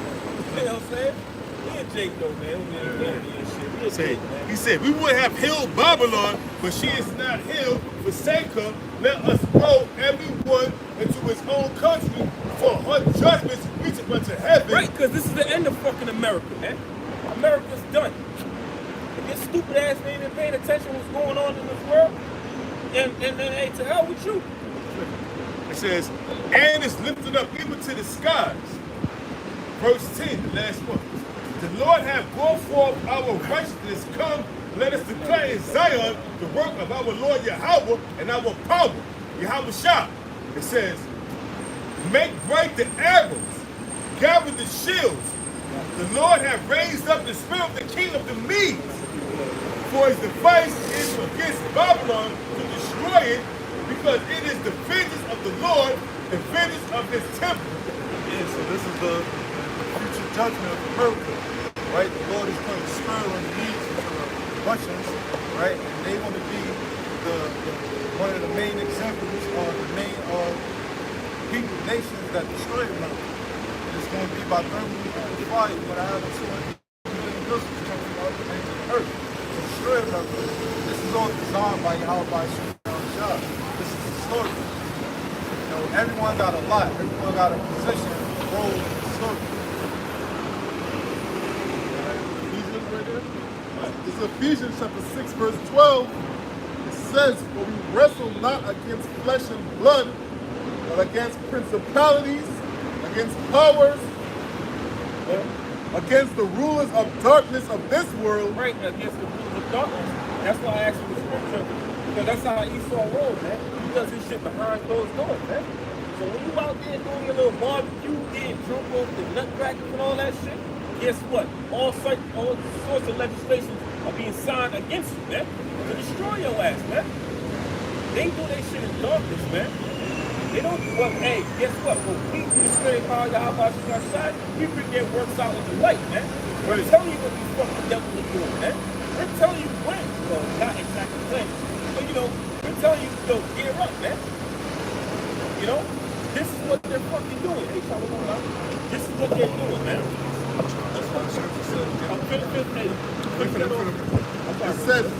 It says, but I'll read the whole thing. It says, Ephesians 6, verse 12, for we wrestle not against flesh and blood, but against principalities, against powers, against the rulers of darkness of this world, against spiritual wickedness in high places. There's all sorts of demonic things happening behind the scenes, man. Esau is pulling demonic strikes, man. This devil is actually communicating and trying to fucking all those stupid demons, man. All sorts of things these devils are doing, man. And like I said, we're bringing their fucking wickedness into the light, man. We're shining the light on them. Got you, man.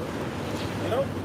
That's what the Lord say. He destroyed the covenant of cash. That's right. Face of the earth. That's right, though. The prophets are set up to give the Lord's people, which are the Israelites, so-called Negroes, Latinos, and Americans, the warning. What's coming in the near future? To let you know that the so-called white man is Esau Edom, right? And he's your enemy. He's about to come down with great wrath because his time is almost up. This is the warning that the prophets, the messengers of the Lord, are giving to the Israelites. letting the people know that destruction is coming. Ain't gonna be no peace. This place is crumbling day by day. The scripture speaks about they shall say peace and safety, the son of destruction. Right? And we getting closer and closer to the dollar bill being done away with. And it's going into digital. And what's that's leading to? That's leading to the implementation of the mark of the beast, which is the RFID microchip. Right?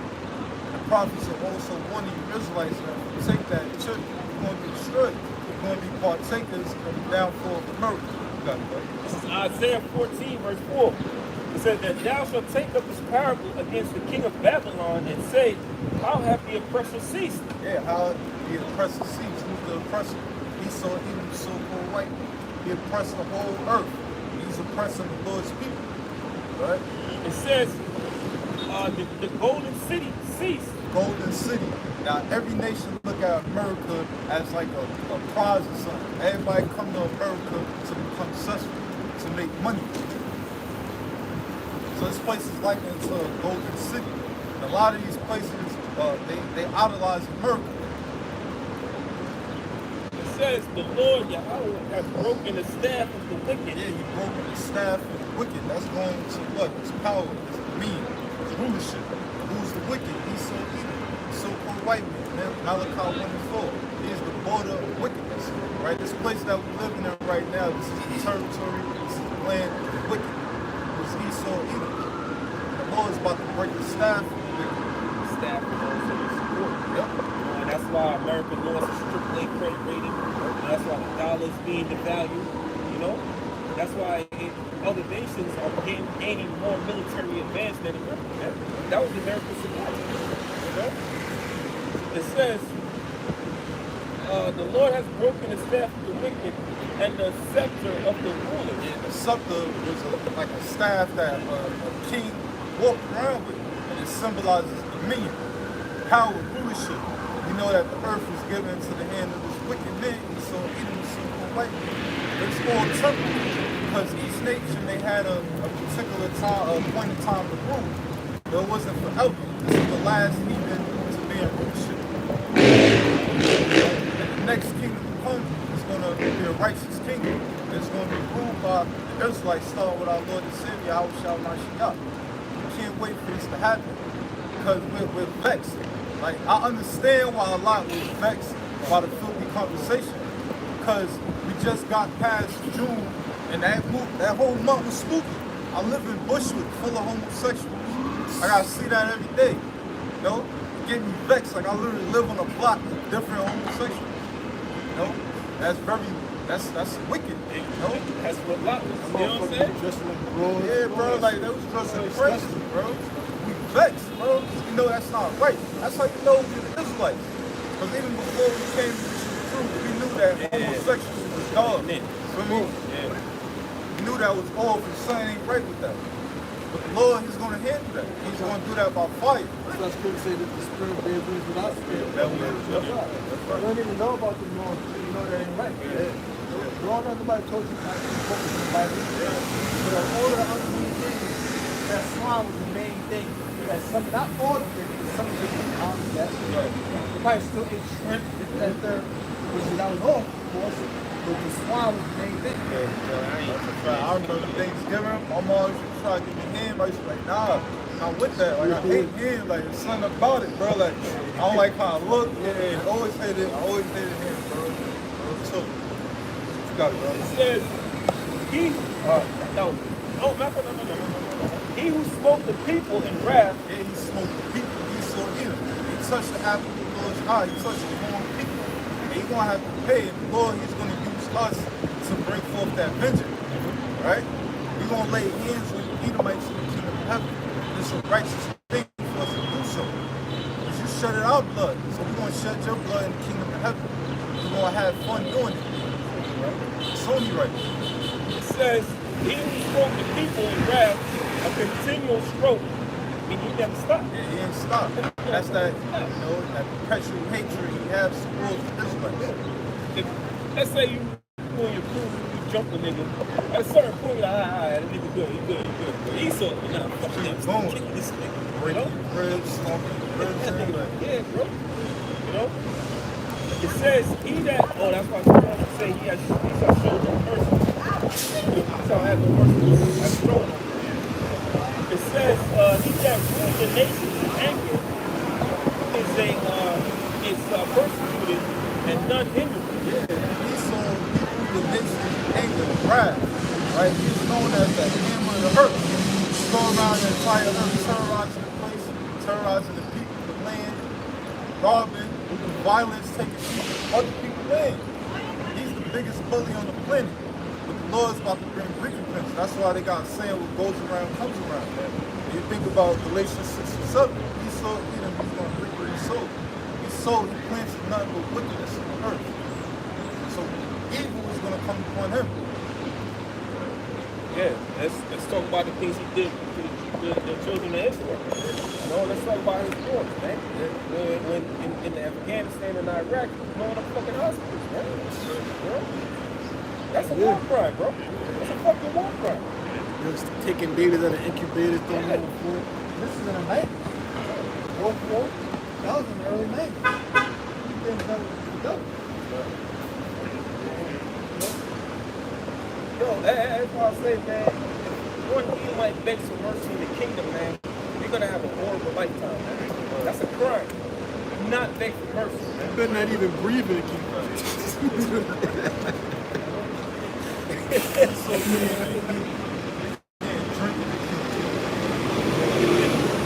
Yeah, ain't no drinking. Ain't no drinking. And we're gonna be eating, drinking in front of you, man. It says the whole earth is at rest and it's quiet. Yeah, the whole earth is at rest. Why? Because wicked is about to be taken out of power. This is future prophecy. That's why in the book of Proverbs it says the righteous are in authority, the people rejoice. The righteous is not in authority. Who's in authority? Wicked.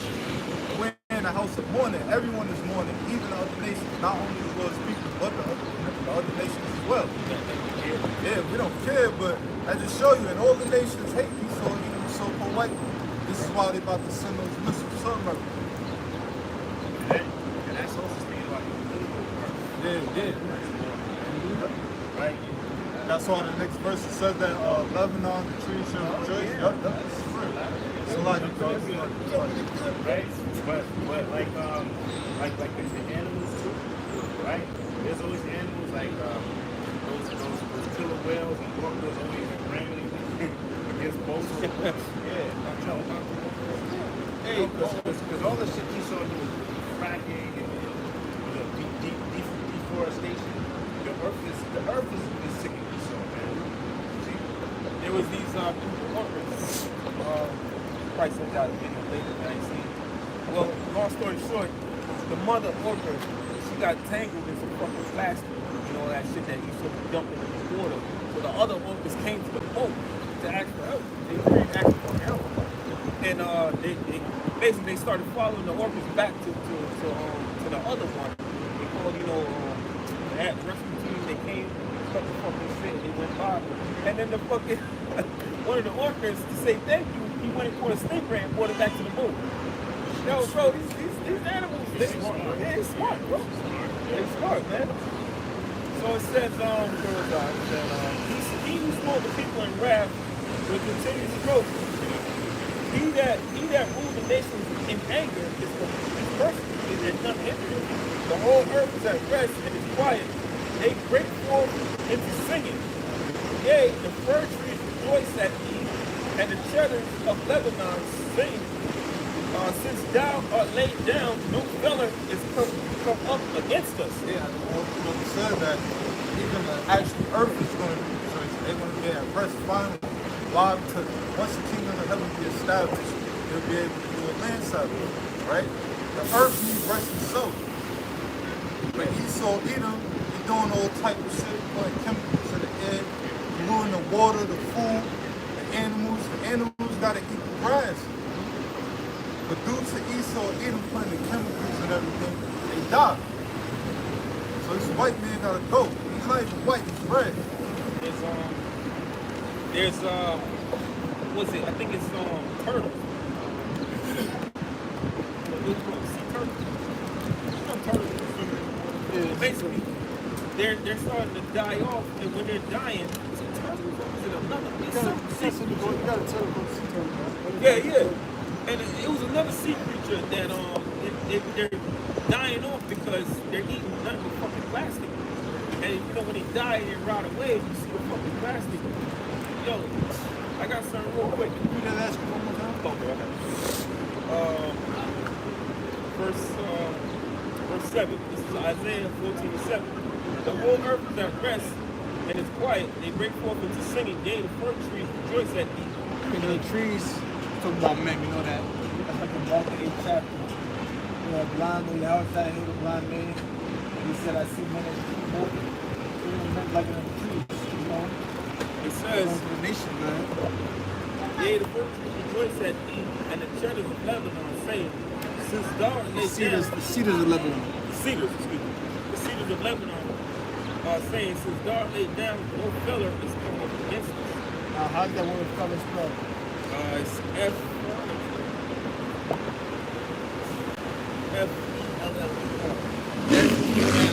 It don't mean no fella like no good fella or rocky fella. But, oh, that's a nice fella. No, the word fella is the active fella you can cut down trees. So a fella is somebody that cut down trees. So it's the first trees the first in the nation. Since Babylon fell, no nation, no fella that's come up against us to cut the trees down. That's what we're talking about. That's the bathroom. This is 2nd Ezra chapter 2, verse 1. It says, thus saith the Lord, I brought this people out of bondage, and I gave them my commandments by my servants the prophets. It says, whom they would not hear, but despised my counsel. And so the Lord has set up prophets to tell you Israelites how we should live. That's the Lord's people. He gave us the Lord's statutes and commandments, which is our wisdom. But you have 2/3 of the nation of Israel that refuse to hearken to the voice of the Lord. Why is it evil? They think following righteousness is a bad thing. The Lord says laws is not grievous. You know, and following the way of the Al-Bashir is beneficial. It leads to salvation. You know, rehearsing the righteous acts of the Al-Bashir, you know, that's good conduct, good mannerism, right? So these laws, statutes, and commandments was given to us. The Lord set up men to tell the people, leaders, prophets, start our elder apostles. They guide us into the way we should live. It says, the mother that bare them saith unto them, go on your way, ye children, for I am a widow and forsaken. I brought you up with gladness, and that mother's from my commandment. It says, I brought you up with gladness, and with sorrow and heaviness have I lost you. For I have sinned, for ye have sinned before the Lord your power, and ye and have done the thing that evil before him. What's doing evil? Sin. The man sin. It's not right with the Lord. Commandments. Keeping the commandments. Now we're not perfect. We rehearse the righteous actually out by shooting shot. You know, faith and works go hand in hand. That's what the scripture says. Faith without works is dead.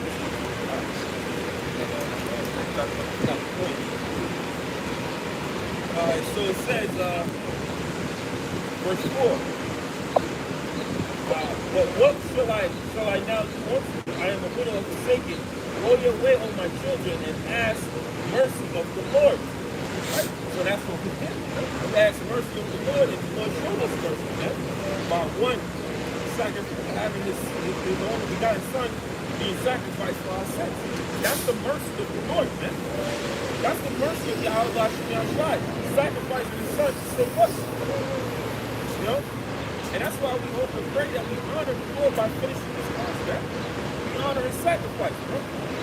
You know, anybody that fell out, you turn your back on the Lord, man. His sacrifice was enough. You know? That mercy looks like mercy was the Lord blessing us with knowledge and understanding, waking us up, and us coming back to our nationality, knowing that we were Israelites. That's the Lord's mercy. And he used his son to die for the whole nation.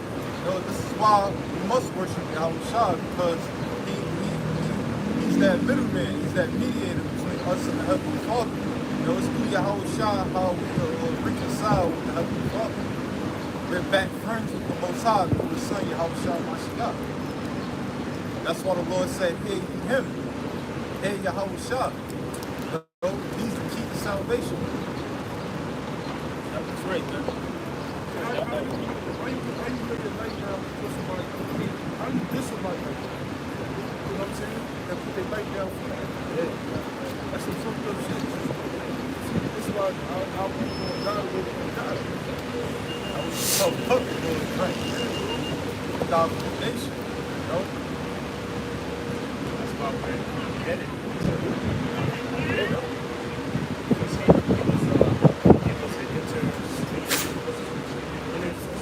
Intercession. Between us, Israel, and the Most High. Yeah, man, that's our lawyers.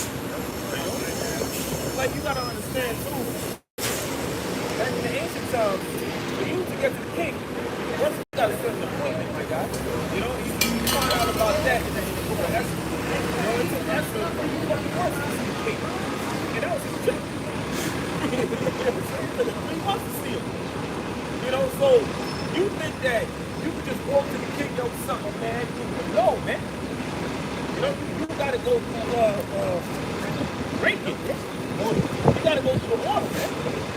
You know? And you gotta go through your house shop to the inside, man. King has servants, right? He sent all the messages. You gotta go through the messages to get to the king, right? Right? That's order. The Lord said it what? In Malachi 1:14, man, the great king. Let's say he's a great king, man. You know? Listen, bro. You ain't, I don't care how righteous you think you are, man. You ain't that righteous, bro. Just step foot. Hey, what's up, man? Most of the true. He's standing beside on God. Come around and burn up. Mediator, a person who attempts to make people involved in the conflict into an agreement. That's our lawyer, Yahushua. He's the one that's basically, he's the lawyer. Most High is the judge, and Yahushua is like our lawyer. And he's talking to the Most High like, Lord, have mercy on those people that believe. He's trying to dead that conflict. We close the Lord to bring forth his wrath because we broke the Lord's statutes and commandments. Broken the covenant. This is Galatians 4:4. It says, "But when the fullness of time was come, the Most High sent forth His Son, made of a woman, made under the law, to redeem them that were under the law, that we might receive the adoption of sons." Yeah, so that's big, man. Right? That was the sole reason. Yeah, the sole reason of Yahweh to bring us back to the Most High. See, because we were created not to be righteous through the flesh, right? This is like a default, right? We were created with a default, but to make us perfect, the Lord gave us, the Most High gave us a law.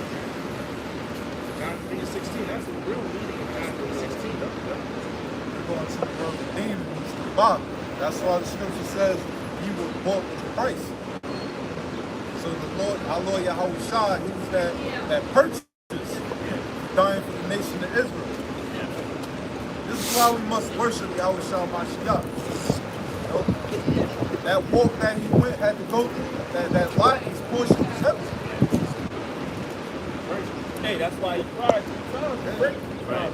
For the Lord to take away from him. Right. Both sides like, all right, you got to do it. And then he understood it. He probably like, fuck it. Hey, bro. He had to have the angels. That's why they had to. Yeah, ministered unto him. Yep. Right. And when you look into that minister, it means they encourage him. Yeah. Come on, man. I was sorry, man. You know what you got coming? Yeah, he was king. King and king, Lord of Lords. It was like a spiritual pep talk. Right, exactly. You gotta have that same mindset, in the time of coming, because he Esau, the scripture tell you, the servant not greater than his master. Right. So we're going to be persecuted as well, same way our Lord outside. So when we go through these tribulations that's coming, we got to think like, yo, we die for the Lord, we're going to be joint heirs with Yahweh. We're going to share that same blessing with us. That's the mindset you got to have, That's why I said, be faithful unto death, and you shall receive the crown of life. Right? You got to just think about that crown. This is 2nd Ezra chapter 5, verse 40. And he said unto me, like if thou canst do none of those things which I have spoken, and the angel was telling him, waving wings of fire, bring you back yesterday, this day. And it's like, so it says, then said he unto me, like as thou canst do none of those things that I have spoken of, even so canst thou not find out my judgment, or in the end the love that I have promised for my people. And that was a direct message through the angel from the Lord, man. You don't know the love I have promised for the people, man. And part of the love is what? Eternal life, man. Being righteous forever. Because it's grievous to go off, man. The sin is very grievous, man. Because like back when you were younger, you did something bad, and your dad or your mom was coming home and whoop your ass, like, and you stress on your head, like, fuck. Sorry. Yeah, I should have never done that shit. My ass was big, man. You know what I'm saying?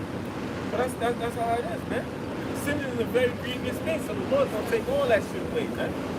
Matter of fact, I got a little more shit. As the old brother said, the Lord got a great promise for his people. He really loves us, giving us eternal life. Like, just think about that, living forever, ever, ever. Looking young, getting more better day by day. And this is part of the promises that was given to those people. Part of this flesh die every day, man. The bodies in the kingdom of heaven will never appreciate that. This is Revelation, my favorite scripture in the Bible, 21 verse 4.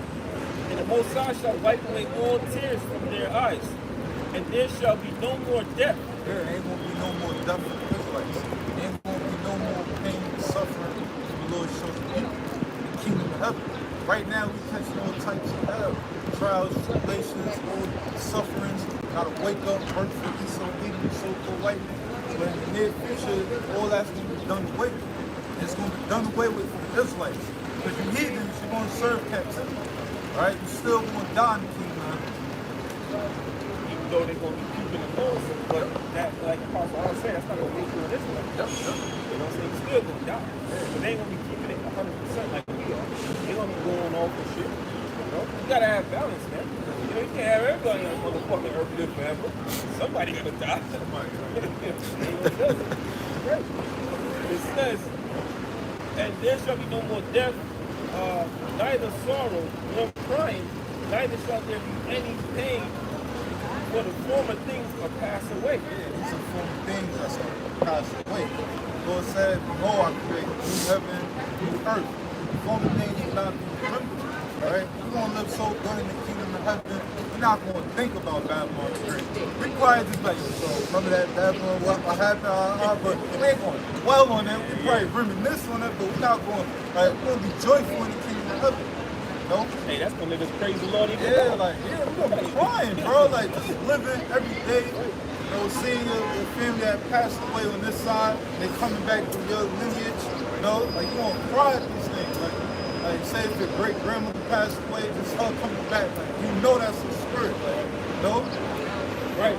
You're gonna know all your family. You're gonna know your past, all that. Hey, and the Lord is righteous enough to give you all of them back. Yeah. You know what I'm saying? Exactly, brother. Beautiful point. Exactly what happened with Job. The Lord gave them, I Apostle Hall that question that was said one time. He said, the scriptures don't say it, but, we know that's what it was, man. The Lord gave them the exact same spirit for that. And remember, he gained even more. That's right. That's what Peter had asked. Yeah, right, because that scripture early on in the you are like it's like anything that you forego, pass up on this, like you receive in the kingdom 10 tenfold.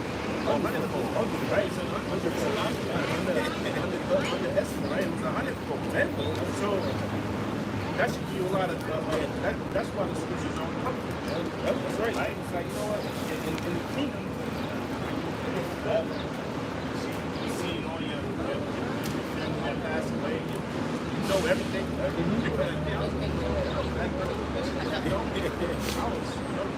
The things we're going to receive far outweigh what we lost.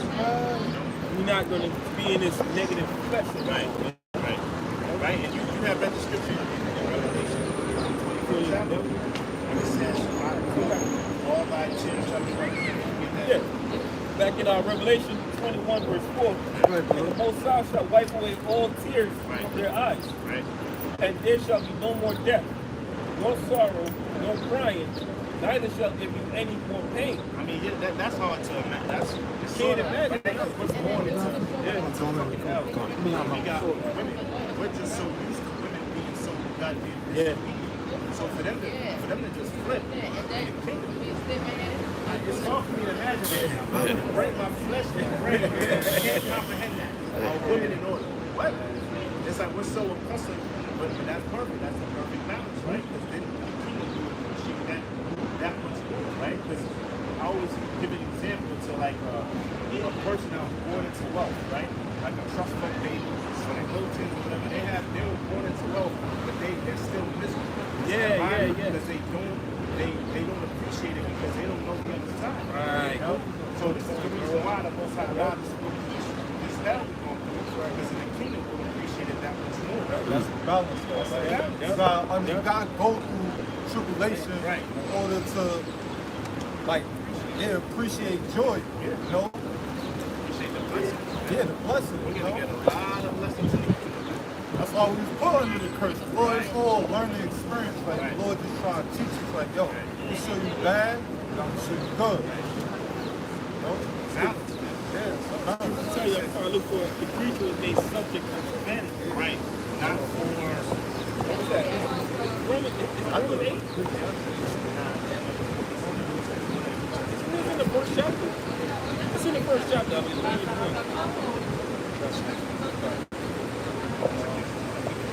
Sirach 11 verse 25, and the day of prosperity is forgetfulness of affliction. yeah, so the day of prosperity Sirach 11 verse 25, and the day of prosperity is a forgetfulness of affliction. yeah, it's going to be a forgiveness of affliction.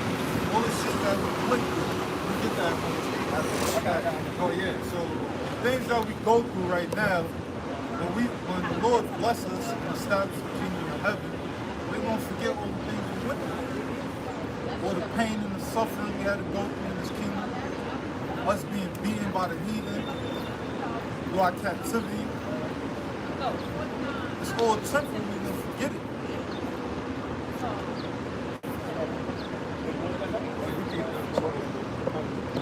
And in the day of affliction, there is no remembrance of prosperity. Yeah, there's no remembrance of the shit that we went through. Us going through hardcore slavery, being transported on ships, being taken out of our land. No, we ain't gonna think about these things. even the time after Solomon, remember when Solomon ruled, he had 40 years of peace, right? You know, so the time when Solomon, stopped ruling, and then who was it, Jeroboam came about, guess what? We started going forward. But we didn't really have our mind on the good things that were happening, the calamities that were happening to us, on a daily fucking basis. It takes that out of your head, man. You worried about being, how the fuck am I gonna get this day going, man? You know? That's how it helps me. I'll say this one, right? We'll still remember all those. Yeah, we'll still, of course, yeah. We'll still, because that's why we talk about small groups. We'll still remember all the hell that we went through. But in the kingdom, we'll appreciate all the blessings that we got. That's the reason why we go through this shit. That's right. Understand, but We're going to understand it, right? So we're not going to go, man, what was slavery? What was he so right? We'll still remember what his appreciation is. Not gonna be like burning now. Right. It's gonna become memories. Yeah. Like we're gonna be talking it out. Like remember this time we like You know what, man? You know what? That man 30 years That's good. Forget almost you don't mean you don't actually know. You don't mean actually gonna forget it. You're not gonna dwell on it. You're trying to figure out about that. They don't dwell on your mouth. It's gonna be a light thing. Exactly. Like It's in a light affliction. Yeah, we gonna really understand that scripture. Because right, light affliction, what are you talking about? Exactly. But it's really going in the kingdom we might we don't really know that, man. Almighty my slaves will have a mission on their neck. And I'm gonna use the spiritual power to make the ground under them turn to a trap door. So they're gonna be walking like shoveling dirt, and the ground will open up like a trap door and will be hung. You know, you hang what in that middle of life and death, and then keep them at that point. Hanging with your tippy toes good. Yeah. And then below the food didn't burn it. That's good. It says we're gonna meditate terror. Like I'm saying, we're not gonna forget these things. Like, just thinking about what Esau done to us is gonna make us do something crazy to him. It's gonna be righteous. Throw him in volcanoes or something like that. Psalms 126 and 1. When the Lord turned again the captivity of Zion, you were like them that dream. The Lord turned again the captivity of Zion. We were like them that it was gonna be like a dream, man. It's gonna be like I'm sorry, it's gonna be like a fucking nightmare that we woke up from, man. You know, when the Lord take us out of this goddamn place, man, put us in the new flesh. That's another thing too. I always meditate on, man. How we gonna look, man? How the body's gonna be, bro? Like, wow, man. You know, hey, we got a lot to, to hope for, man. But I got to be. Then was our mouths filled with laughter, and our tongue was singing. Then said they among the heathen, the Lord had done great things for them. The Lord hath done great things for us, whereof we are glad. That's a beautiful song, man. That's a beautiful song. But I want to say too, all the nations, they're gonna be jealous, man. They're gonna be jealous when they see how good people are living, man. You know, like the brother had a dream a couple years ago, you know, of the kingdom of heaven, and he said, the way the clothes was so well tailored, like it can fit every fiber of the muscle, man. Like it just looked incredible, man. The things we're gonna have is, Isaiah 65. I have not seen, and have not heard. You know what I'm saying? You can only sort of kind of imagine what's gonna happen. I got something real quick. This is Romans 8 and 20. For the creature was made subject unto vanity, not willingly, but by reason of him who has subjected the same in all right. So he was out of them saying, look, I'm going on, I'm going. Oh, man. The Lord made Adam go on, man. Why? Because you have to learn both sides, man. You got to learn what it means to be wicked and what it means to be righteous. You know, what it means to be rich, what it means to be poor. Happy, sad. You got to learn, man, to become God's judge of the rest. We went off, become perfect. Now we're gonna know how to judge people. Yeah. Oh, and that's why the angel had asked, how did you know you sinned? She said, I think The Most High. I'm sorry. Most High. Most High was like, how did you know you sinned? He said, evil Adam, I said, you were naked. Let's get right. Let's get it. Genesis 3rd chapter. Third chapter, right? Yeah. Who told you that you were naked? Right. In other words, who told you to sin? Because at that time, they only knew one side. 3:11. It says, Genesis 3:11. And he said, who told thee that thou was naked?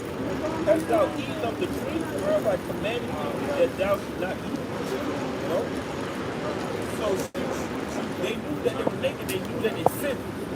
You know, and it's not like, you know, in the church, you got a naked Adam, naked Eve. Man, that's symbolic talk, man. Nakedness means sinning, man. But like I said, they only knew one side. They only knew how to be righteous. You know?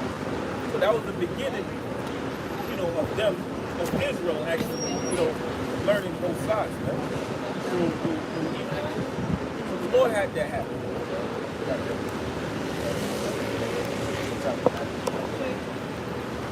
So Matthew chapter 19, verse 27. It says, Then answered Peter and said unto him, Behold, we have forsaken all, follow thee. Apostle Peter has some way out of shop. We have forsaken everything, follow him. Right? It says, What shall we have then? Yeah, so you want to know what's the reward for following out of shop? It says, And Yahushua said unto them, Verily I say unto you, that ye which have followed me in these generations, when the Son of Man shall sit in the throne of his glory, ye also shall sit upon 12 thrones, judging the 12 tribes of Israel. This is the reward. Those that follow Yahushua through regeneration, through reincarnation, which means born again, right? Because the spirit of the prophet is subject to the prophet. You're a prophet now, you were a prophet back then. So those that follow Back then, to come back to the rap. Yeah, so those that follow Yahushua through the generations, right, they're going to sit on thrones. Thrones is symbolic to power, dominion. So they're going to sit on thrones judging 12 tribes of Israel. That's the reward for the 144,000. Lord, one of those men, we're going to govern the earth, the entire earth.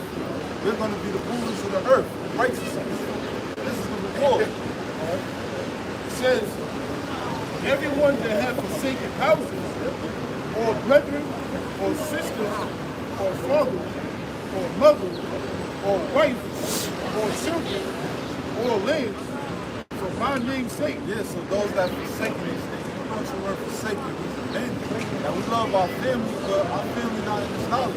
Like I can't be around my family too much. I can't talk to them too long because the mindset that they got is bugged out. So we forsaken our family. We follow Yahushua. Because our family is not on our time, it's not on the right time, right? But if we do it for the purpose that Yahushua's sake, you know, It says, shall receive the hundredfold. we shall receive a hundredfold, as the elder brought out earlier. Job, he lost his family, he lost his resources, riches, and in the end, in the 42nd chapter, it tells you that he received all that back and much more. So we want to receive 100 times as much. Right? This is why Isaiah 60 chapter says the little one shall become 1,000, the small one is a great nation. Right? One Israelite man to the apocalypse is going to be fruitful and multiply. Everything we lost, we're going to get back to more. We're going to get back more houses. So we got a house now. We got apartments, rooms.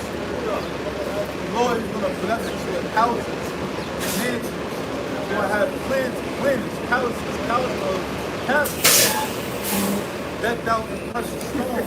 Floors made out of precious stone. Floors around is gold.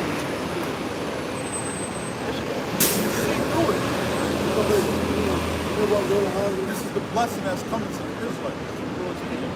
And it's going to give off a powerful and great vibration on the earth. This is part of the rewards, the promises that Yahweh Shah got to his people. The Israelites.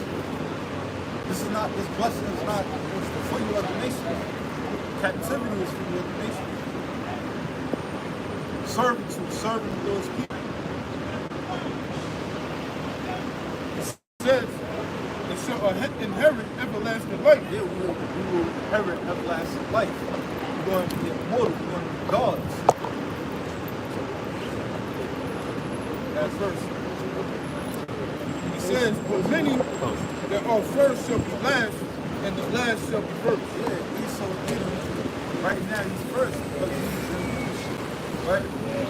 But in the near future, his faith is captivity. That at these sons captivity is going to be destroyed. That's why scripture says the second Ezra 6 chapter, Esau is the enemy word, Jacob the enemy that follows. So many that is first, now they're going to be last. This is Esau and the so-called white. Right? Isaiah 61 and 5. 4. Which, by the way, this is the gospel.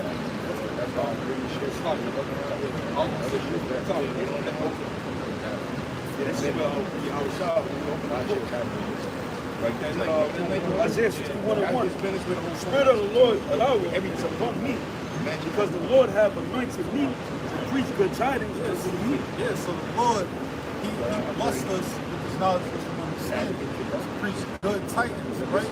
The prophets are preaching the word, the gospel, good tidings, good news. What's the good news? Our Lord Yahweh shall come to destroy the wicked, putting our enemies in captivity and making us gods. Ruling over the universe. That's part of the gospel. That's why the scriptures is known as the comfort. They comfort one another with these words. They encourage each other like, yo, I know it's rough now, but guess what? It's a brighter light at the end of the tunnel. This is the gospel. Preaching the gospel to the meek. Who is the meek? Israelites. Those that are bottom, the minority. So-called Negroes, Latinos, Native Americans. Right? Yeah, sent me to bind up the brokenhearted. Yeah, the brokenhearted. They're torn. Going through all types of hell. Different infirmities, right? Curses on our families. Everything is out of order. Our women are out of order. Right? These are the things that make us brokenhearted. Curses. Us going through hell. Once again, the prophets are preaching these comforting words, which is the Holy Scriptures. To proclaim liberty to the captives. Yeah, to proclaim liberty to the captives. Liberty is free. Who's the captive? Israelites. Be free spiritually. But in the near future, we're going to be free physically. The Lord take us out of the hand of the enemy. And the opening of the prison to them that are bound. Yeah, we are bound. Man and hands to some people so white. We're in captivity to this day. Serving so whether you believe it or not. To proclaim the acceptable year of the Lord and the day of vengeance from our power. Yeah, vengeance is of the Lord. That's why Scripture says, defend not yourself. Because Yahweh should not shy, you're going to fight for us. All the shit that we went through is going to be put on you. That's why Deuteronomy 30:7, I believe it says, you're going to take the curses off us and put it on our enemies. So they're going to drink that same cup of affliction that they drink. They're going to drink the dregs. Comfort all that mourn.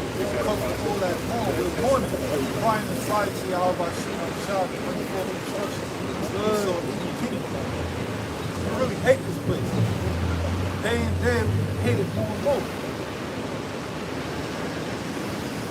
To appoint unto them that mourn in Zion, to give unto them beauty for ashes, the oil of joy for mourning, the garment of praise for the spirit of heaviness, that they might be called the tree of righteousness, planting of the Lord, that he might be glorified. Yeah, the Lord is going to be glorified.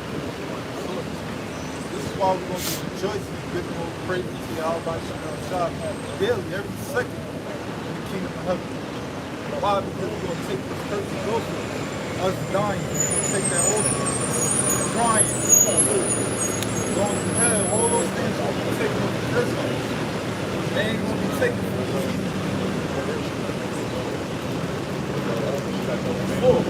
They should build the whole waste. They should raise up the ruin of desolation.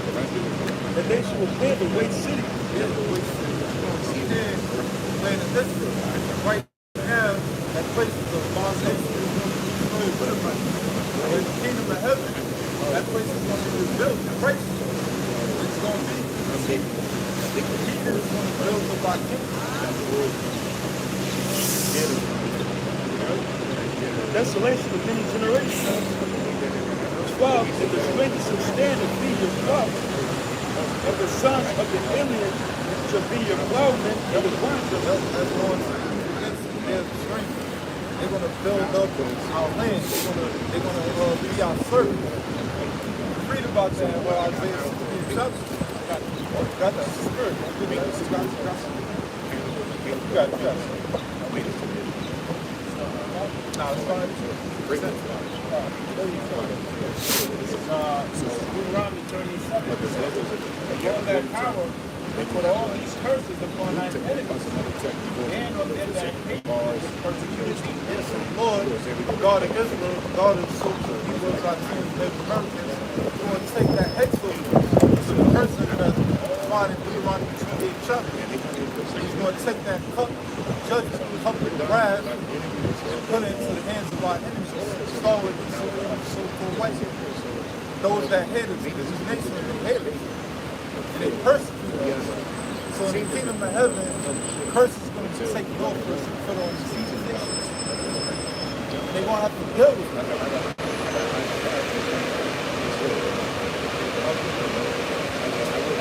Isaiah 60:10, and the sons of strangers shall build up thy wall. Yeah, that's going to be the nations there in strength. They're going to build up our walls. Because in the kingdom of heaven, we're not going to build up the kingdom. We're going to have servants to do that.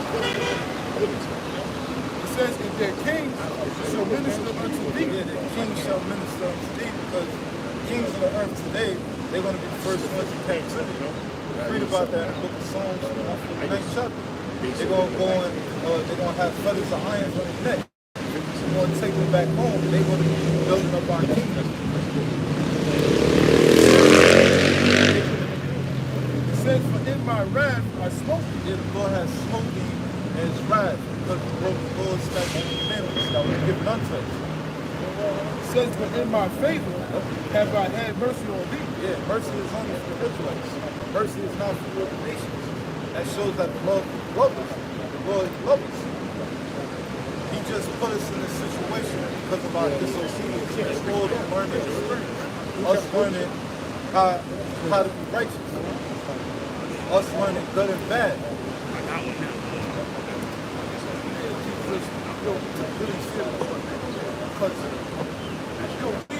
The Lord said this over. See what I'm saying? So it says, therefore, thy gates shall be open continually. They shall not be shut day nor night. There is going to be more poor labor in the nation. You're only going to have rest on the Sabbath day. Once the Sabbath is over, you're going back to work. It says that men might bring unto thee the forces of the Gentiles. That's going to the resources, the riches. We're going to take the forces of the Gentiles. All the oil, the gold that they got, we're going to take that. And it belongs to us anyway. Alright? The Lord, as I mentioned, he put us in a situation of disobedience. It wasn't meant for us to go through this, but it's more designed by Yahweh that we go through this. The Lord, he's going to take the forces of the Gentiles, all their wealth, their luxury, everything that they have. We do. Says, and that their kings might be brought. For the nation and kingdoms that will not serve these shall perish. Yes, so those that refuse to hearken to the gods of Israel, they're going to be gods in the kingdom of heaven. They're going to be put to death. It says, yeah, those nations shall be utterly wasted. They're going to be utterly destroyed. These nations, they should think twice before not hearkening and obeying the God. We're going to show them our power. It says, the glory of Lebanon shall come unto it. The fir tree, the pine tree, and the box together to beautify the place of my sanctuary. Kingdom of heaven is going to be glorious. Decked out, the floor is going to be paved with brown, going to be paved with gold. We're going to have precious stones from the earth, different vibrations coming from the earth.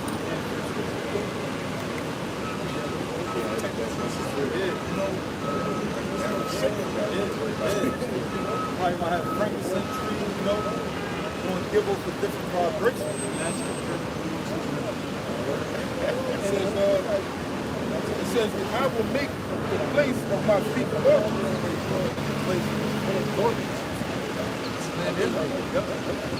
We're talking about a carpet when you get out of bed. Right by his bed. Come on, man.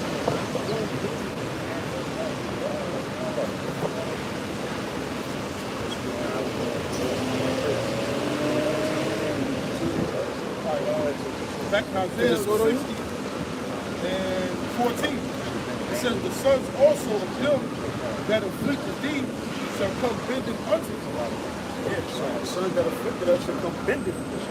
They're on their knees, begging for mercy.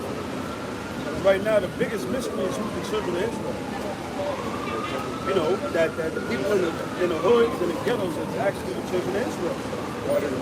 In front of all these discoveries about the Lord Greatmillstone, the Hebrews on walls in like Guatemala, Puerto Rico, they're realizing that, yo, these are the children of Israel. And that the Lord is about to make a move.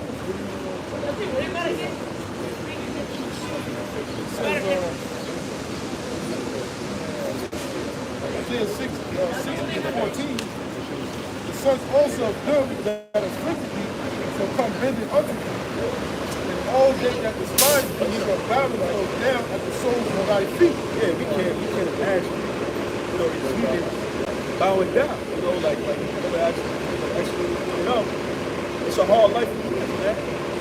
We're modest. You might got a room, some brothers still got a car, they might have to fight to work. The fact that you got to get up 5 in the morning and go to work, it's kind of hard to see. The truth is, it's going to happen.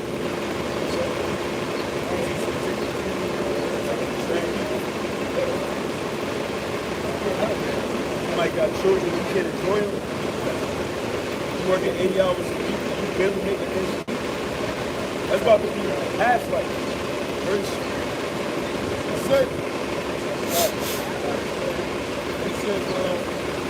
they shall call thee the city of the Lord, the Al Side, the Zion of the Holy One of Israel. Whereas thou hast been forsaken and hated. Yeah, you got forsaken and hated. When the last time you really wanted to go to the ghetto? Nah, man, people don't cross the hoods for murder. And that's what Israel is. Right? It says, so that no man with thee. Yeah, no man with you. Because you liable to get. Man, look, we don't even want to live in the neighborhoods we live in. You got to cross the street and you see niggas, you know, walking past. You in the store, you might get in an altercation. You fail to lose your life.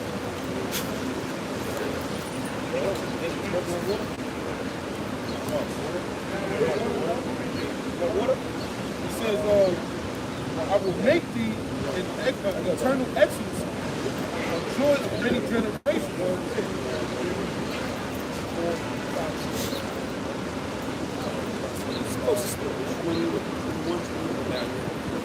It says, I will make thee an eternal excellence, a joy of many generations. Yeah, that's right, man. Isaiah chapter 11, verse 11, it shall come to pass in that day that the Lord shall set his hand again the second time to recover the remnant of his people. Yeah, because everything that's happened in the earth is form of the Lord sending his plagues. And now he's about to deliver Israel again the second time. Because we just passed over, commemorated Passover a few months back. It's about to be a new, it's about to be a new Passover. This time, it's going to be in the land of the North. It's going to get into that. Right? Because people don't believe that we are the children of Israel. And that the white man is the modern day Egyptian. Nah, I like the way you said that. That's powerful because I'm over here. That's true. People don't believe that we are the children of Israel. That's powerful. And that's simply the truth. People don't believe that we are the Israelites, right? But guess what? That was the whole point, dummy. That was the whole point. For people not to think that we are the Israelites. That's why they say so-called blacks are and they heard it from two people of the Lord, and people don't believe that that's what's supposed to happen, man. Even our own people. So, you know, we're at the end of this, man. You know, we're not talking, we're not feeling the spirit. We're not going to be talking no more, man. We've been saying the same thing to the other side over and over again, man. And that's it. It's Hosea chapter 1, verse 10. Yet the number of the children of Israel shall be as the sand of the sea. Hey, man, you know, that's the spirit, man. That's a powerful quote right there. And that was, I was in conversation, I just turned around and, you know, that's the spirit. Because again, say it again, brother. People don't believe that we the children of Israel. Again, people don't believe that we're the children of Israel. 3 times. Say it loud. People don't believe we're the children of Israel. That's right. But guess what? Guess what? Listen to that part you said, yeah? Hosea chapter 1 verse 10. And that's one of my favorite scriptures to point out that it's too obvious. And that's what proves the Most High exists, because this scripture is too obvious along with all the other ones. But anyway, Hosea chapter 1 verse 10. Yet the number of the children of Israel shall be as the sand of the sea, which cannot be measured nor numbered. yeah, can you measure sand in the palm of your hand? Let alone a whole seacoast. So what does that mean? That just by that knowledge, that the so-called blacks, Latinos, and Native Americans, it just can't be that alone. Right? Meaning that if it was just, if the people of the Lord described being as the sands of the sea, then the so-called blacks, Latino, Native Americans, they don't make up that majority. If you were discounted by so-called race, according to Esau, you know? But that only makes sense when you go into what? The scattering, the diaspora, the spreading of the Lord taking us out of the land and spreading us all around the world. That's when that makes sense. Now, how does it make no sense? That we would have to be, our lineage would have to be put into the other nations by the man. Okay, so what else does that explain now?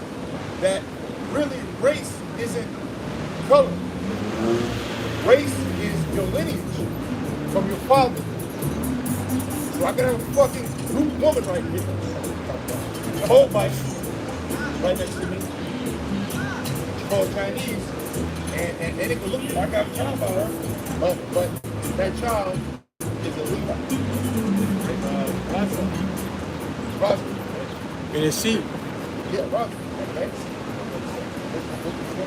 Raza means that word Raza means. That's right. You got Raza. But I'm saying, yeah. Not the much you say in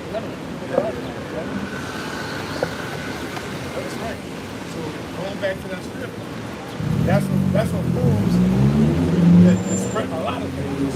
That's spread around the world, and then also reincarnation. Well, let's read it again. Yep. Hosea chapter 1 verse 10. Yet the number of the children of Israel shall be as the sand of the sea, That means the majority of the world. which cannot be measured or numbered. And it shall come to pass that in the place where it is said unto them, ye are not my people, there it shall be said unto them, ye are the sons of the living God. Now, right there. Okay? So the prophecy says that in the place that they're going to call the people, that same place they're going to be called people. So you got to look for the place that are going to do this thing. In the same part, right? So what place should be saying that we are the Lord? Or they're claiming that we're the descendants of Abraham out of the Egypt? Well, even in Israel, too, the people are less than descendants, right? But the thing is, when it comes out, it would have to be the same place, the same with another. So when were those people in that land home something in that land were called nothing? Right. It happened. It never happened. And not only we're talking about, let's just get to the point. It happened here, right? Because we know one place on earth that people were called not a human being. That was here in America, man. It's called what? 3 Fifths of Man, right? Where a certain amount of Edomites, or so-called white people, so to speak, would make up. I'm sorry, a certain amount of white men would make up one Edomite man or something. I forget that. But anyway, you know what I'm saying? Yes, so in the same place we're called not a people, right? That describes being called not a person, right? Make it happen here, right? Won't work. Actually, the whole reason of slavery, I just thought about it before, explain that to you. The whole point of slavery is because they thought we weren't people. Okay? That was their speech. Real quick, this is Deuteronomy 28 and 37. And thou shalt become an astonishment, a proverb, and a byword among all nations whither the Lord shall lead you. Right? So, if you go through our history, right, when we were scattered amongst the nations, there's certain groups that were separate from the heathen, that the heathen deemed them, they had a so-called nickname or byword for them. Why? Because they were different from them. Why? Because they were the Israelites. I think the Indians, they got a certain word for a section of Israel that are separate from them. Right? If you go into, just go throughout all the nations. And you can't look here in America. The so-called Negro is called many names, man. Color, they were colored, black, Afro-American, African, like like how many names? You know, how many names were they called? Wetback, yeah. Come on, man. Wetbacks, Gad, right? Sticks, Uncle Top, like Timber nigger, as they call it in America. Timber nigger. Right? We will call everything what our true name. We have an identity. An identity. Oh well, that's a byword, right? That's a Jacob. Right? But the Israelites have an identity, and we can find them in the scriptures. Right? So we can find them. That's the main reason of this sign. Right? So we can come back into our heritage, man. And we can identify ourselves, because under subjection under the heathen, specifically Esau, they stripped us from our identity, man. Which according to the prophecy, that was according to what's that, Jeremiah? Oh man. Jeremiah chapter 17 verse 4. And thou even thyself shalt discontinue from thy heritage that I gave you. Right, and that's a prophecy, man. When has so-called, okay, I don't want to get flagged. When has those damn people over there in the land, when were they, small hats, when were they called other than what they're called today? That hasn't happened, man. Right, so that prophecy, that fits us. That fits the people on the side. Right, because they call us, because look, Latinos, man. They weren't called that before Columbus, right? Because that word derived from over here in Rome. The etymology of the word Latino is black, man. That goes back to what? Are they Romans? No. Are they Romans? No. Right? So we have an identity, but that identity, that heritage is stripped from us. That goes according to prophecy. Right? Jeremiah 17 and 4 again. And thou even thyself shalt discontinue from thy heritage that I gave thee, and I will cause thee to serve thy enemies in the land which thou knowest not. And ye have kindled fire in my anger, shall burn forever. Right. It says, I will cause you to serve thy enemies in the land which thou knowest not. Right? That's what the prophecy was, that we be scattered throughout verses, right? What stated, we be scattered throughout all the nations if you didn't abide by the laws, statutes, and commandments that I gave. It's very simple. It's very simple. That's like, I always bring it up. I always teach it the father and son understanding. Because that's the essence of the Bible anyway. Most High Heavenly Father, His Son, the greatest Son, calling out the child, and the greatest Son. But the point is, one thing about a father, if you don't follow the rules, even in this pathetic world, you get kicked out of the house. That's the same thing that happened to Israel. You didn't follow daddy's rules, so to speak, you got kicked out of the house. So back to the brother, that means scattered. Why? Until we follow the rules, until we're back to the house. Very simple. Alright? Now, the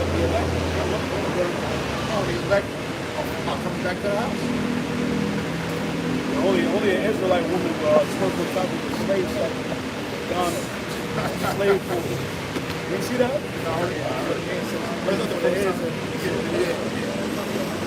It's just like the riots.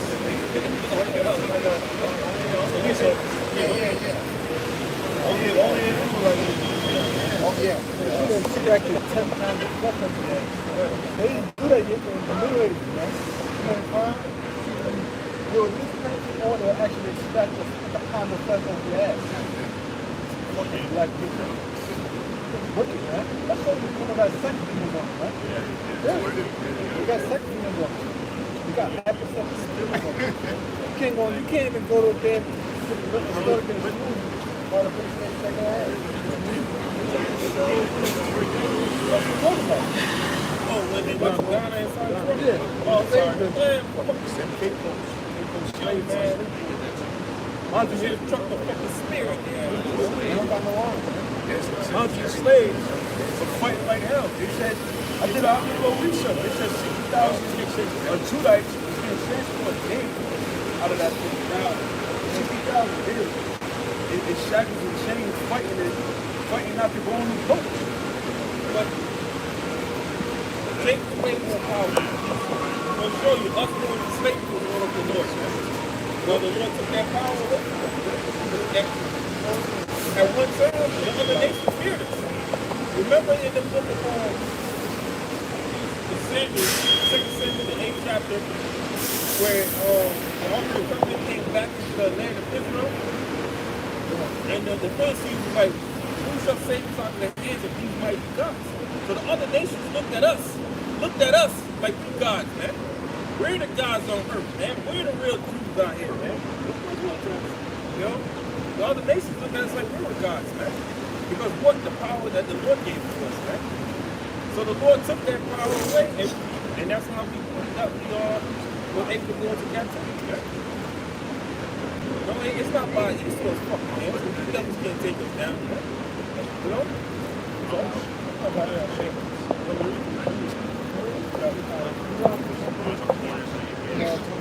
Right.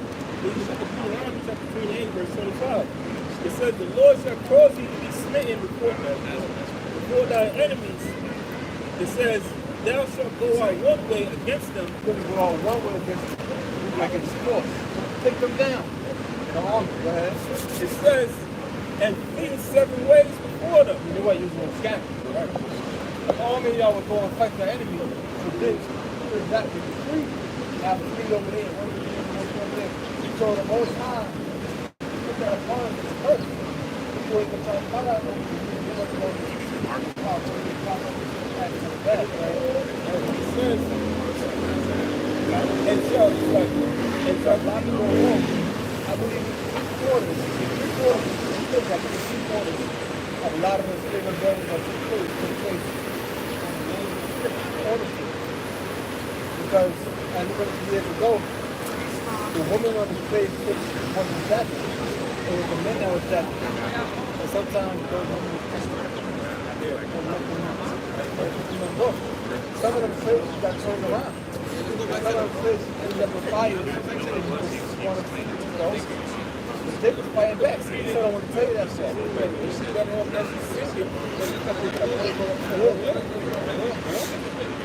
It says, the Lord shall cast back if you around the 20. That's why Matt Turner failed. That's why Big Blue Prostitute failed. That's why the Mark Bessie failed. All these ridiculous trying to fight against these songs failed. Because that's supposed to happen. It says, the Lord shall cause you to speak before thy enemies. Thou shalt go out one way against them, and be 7 before them. Thou shalt be removed into all kingdoms of the earth. The word there removed. They ask you guys can find them in the book. Go on Google it and find some tourism. Look at the actual verse. That word there. They ask it actually means scattered among foreign people. That's also in the Christian book, I believe, 6:25. So said we look at the first that was the first. So yeah, most guys they always have that. That's what it's supposed to have.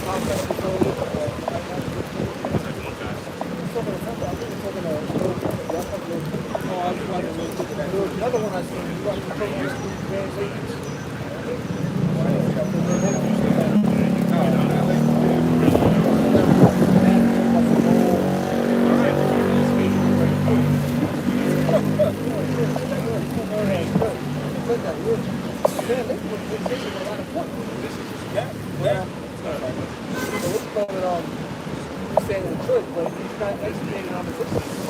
People that take it back. They can just say, all right, come with the ship and go.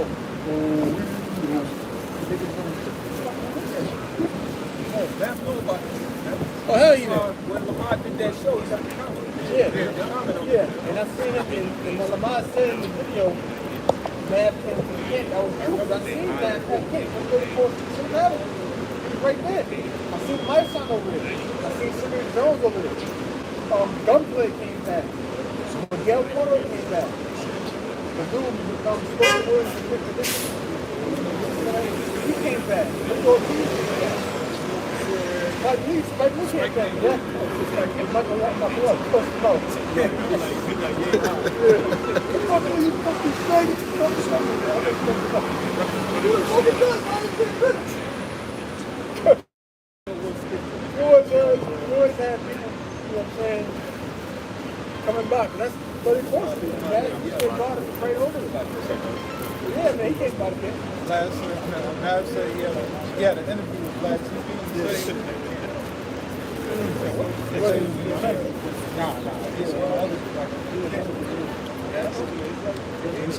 He did say he grew up.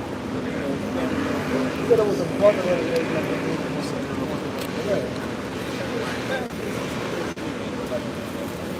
You watch movies like Amistad, like Slave Rebellion. Hell yeah. Some of the ships took it over. There was like 200 slave rebellion that took place. You go back to like slave rebellion and slave rebellion and look at a lot of different things. Look it up. Like a slave rebellion. If you look it up, they go as far back. He's going to tell you about the slave rebellions that, you know, they caught Jake, like Nat Turner and Jackie, because they caught Jake and hung over and killed him. But there was slave rebellions that they ain't get caught. You know what I'm saying? Slave rebellions, like the brother said, they turned the ship back. Yeah. Some of the ships ain't even leave the fucking port. That's true. Hey, man, you know, Jake is strong, bro. It was real hard for you to get it on the Yeah. Jake is strong, man. You ever see two or three cops try to take down one Jake? He can't do it, bro. Got it right? Yeah. I typed in like slave rebellion between 1800 and 1848. It says three of the best known in the United States during the 19th century are the revolts by Gabriel Prosser in Virginia in 1800, Denmark Vesey in Charleston, South Carolina in 1822, and Nat Turner's slave rebellion in Southampton County, Virginia in 1831.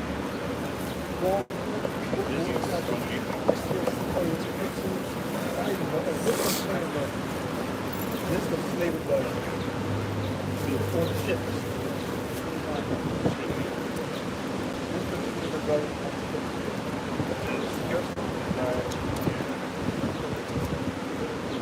This is 7 famous slave revolts.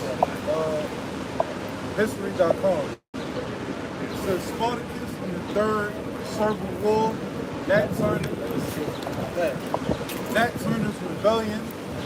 It says the Zand Rebellion, the Haitian Revolution, 1733 Street, the Baptist War, Gaspar Gangland Rebellion. Those are slave rebellions. You got something? That's two different timelines. I got some here. Here you go.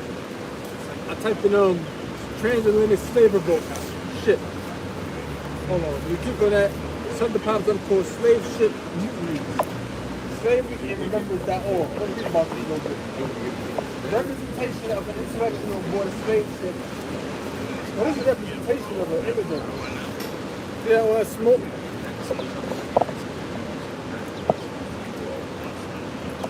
I got back up again a little bit.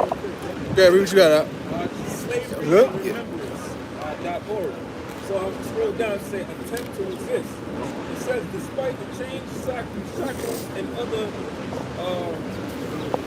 repressive equipment of imprisonment carried by the captain and crew on all slave ships, Africans found ways of resisting.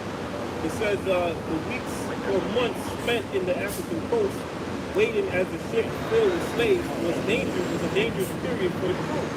It says when the Africans were in sight of their land and the boats passing to and fro between the ships and land carrying captives, open resistance was common. Approximately one slave ship in 10 experienced some of them. Approximately one slave ship in 10 experienced some of African resistance, and the rate was much higher for vessels embarking captives in Seni and Paul. Hey, that's where my Jake is from. They called it the other day, around this shit, which had the highest incidence of shipboard rebellion of African any African region. Only that's what you read up. They're busy, bro. I gotta send this to them. It says shipboard resistance ranged from an individual act of defense in an isolated act of violence or normally fatal. They were killing on them. They were killing the crew members. Attempts to move overboards to major revolts which descended into a life and death struggle between Africans and sailors. For example, the enslaved people aboard declared and successfully drove the crew from the vessel, landing and liberating themselves near the Deuteronomy 28:60 on deck. Landing and liberating themselves near the coast, near the Cape Coast Castle on the Gold Coast in 1729. That's why it was very important to strip us of that Hebrew. Because it was a language they didn't understand. A lot of them slave rebellions came from us communicating with one another in that language.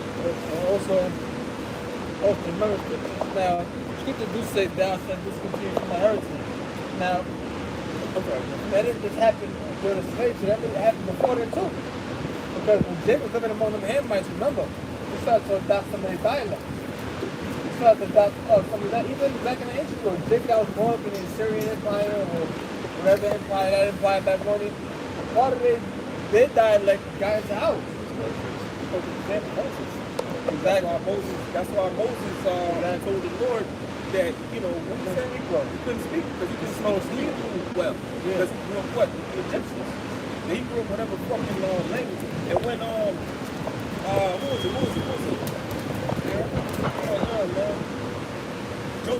Joseph was in Egypt. And, you know, and then the rest of the tribes came down to him for grain. They were speaking to him because they didn't know who he was. Because, you know, no beard, no head, all that's like the Egyptians.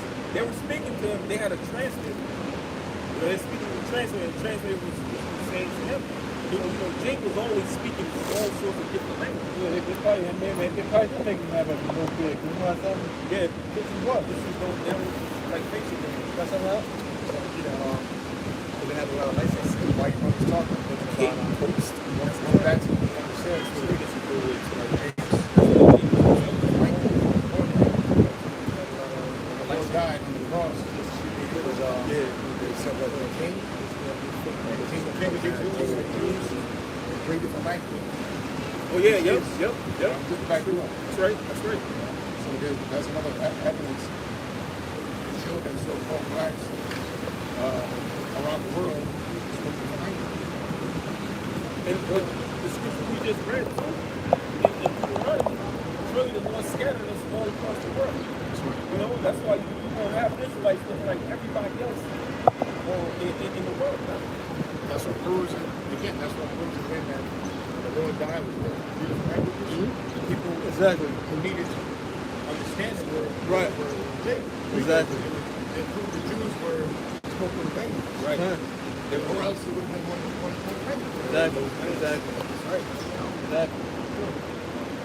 And then going back to Genesis 11, before it goes down in the... Oh, yeah. Exactly. Just go back to that.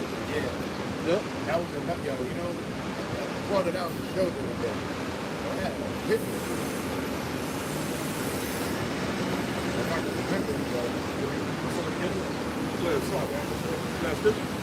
No, just to back you up about that. If I think about it again, but for the most part, it's that. I guess it's a heavy to think about it, but the Lord divided the language because that's the proof that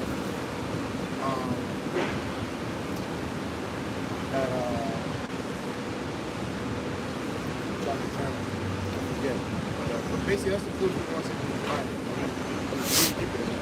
Even remember the scripture?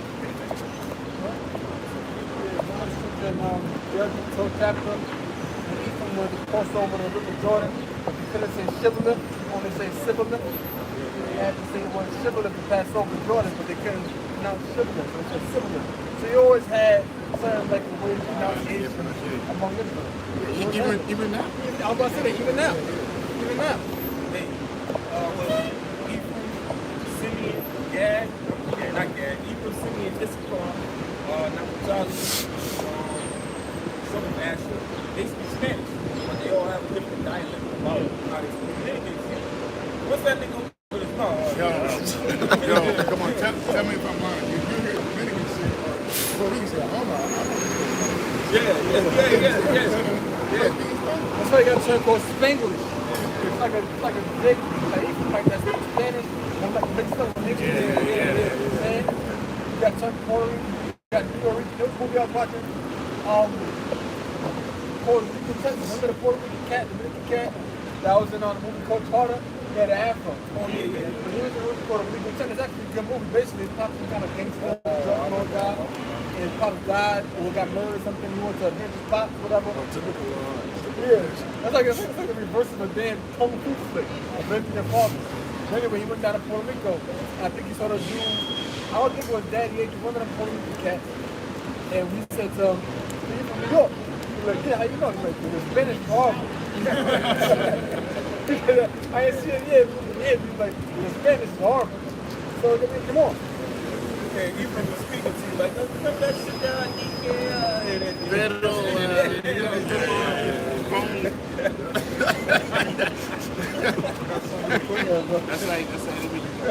That's like that's how Peter got caught, right? That's how Peter got caught.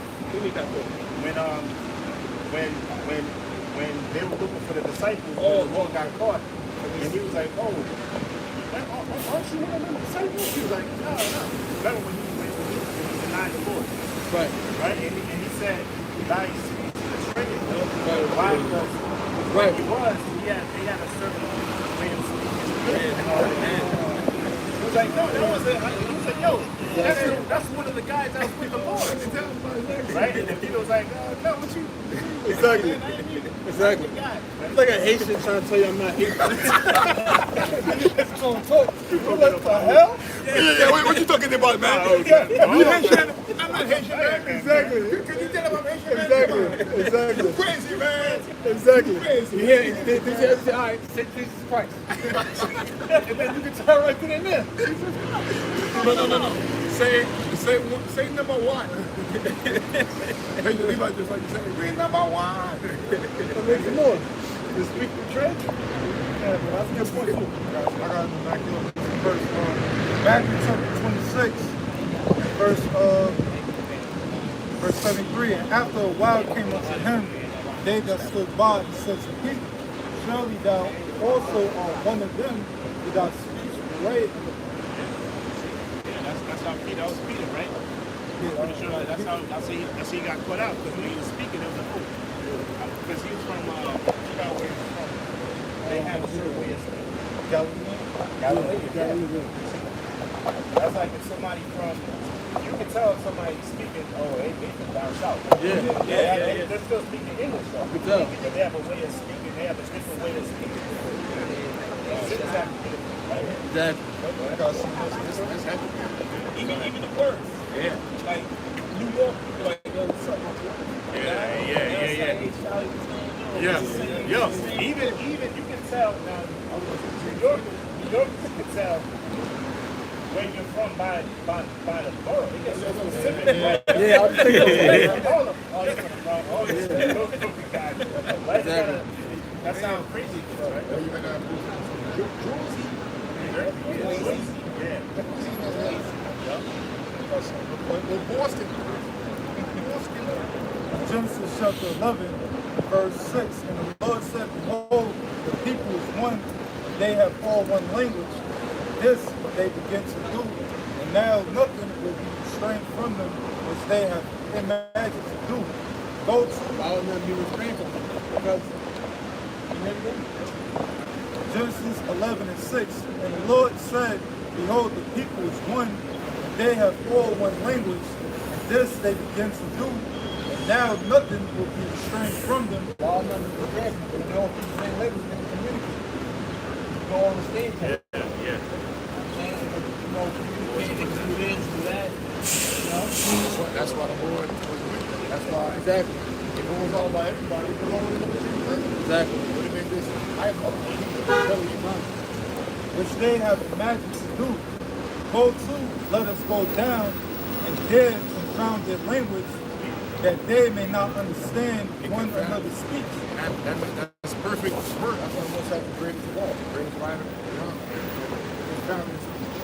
Meaning that, how do you make your speech confusing?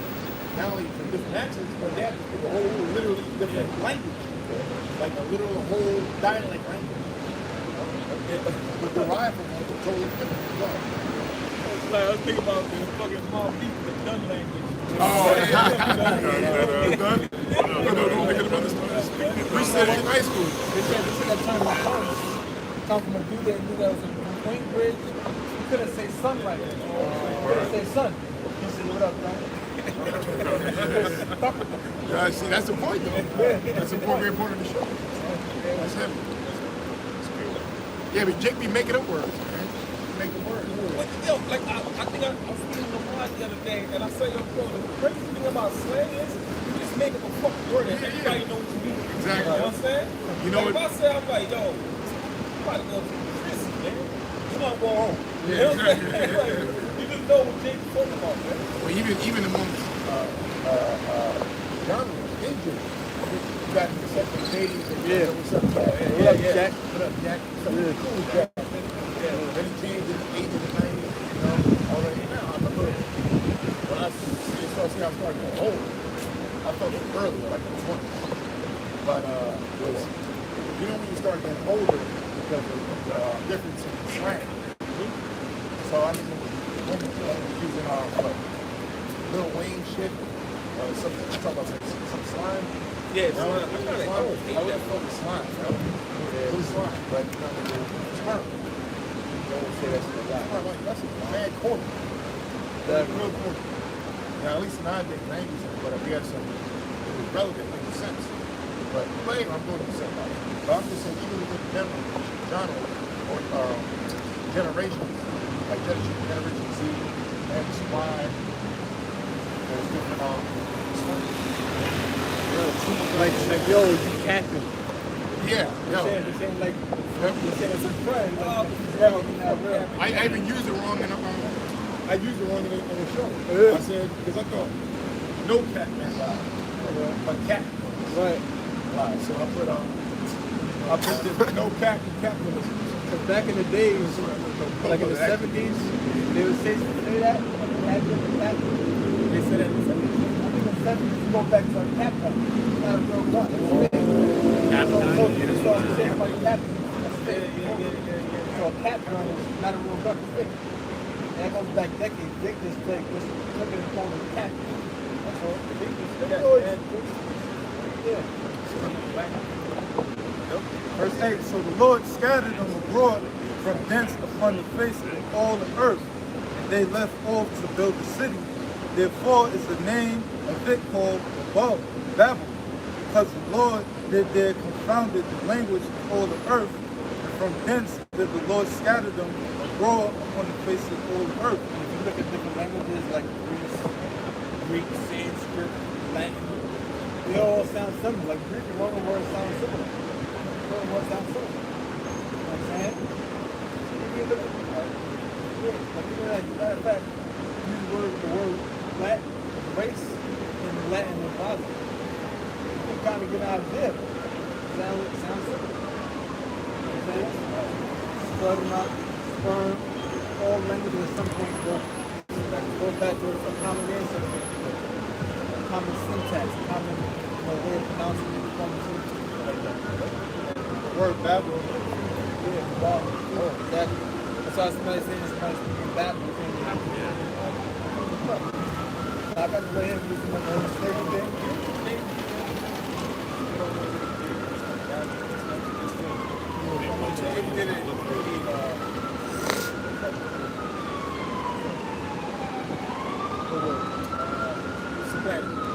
If America was a person, well, you still own it. And it does say 6.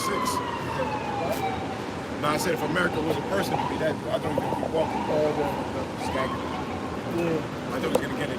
First of all, library.providence.edu, narrative of slavery on ship of Africa.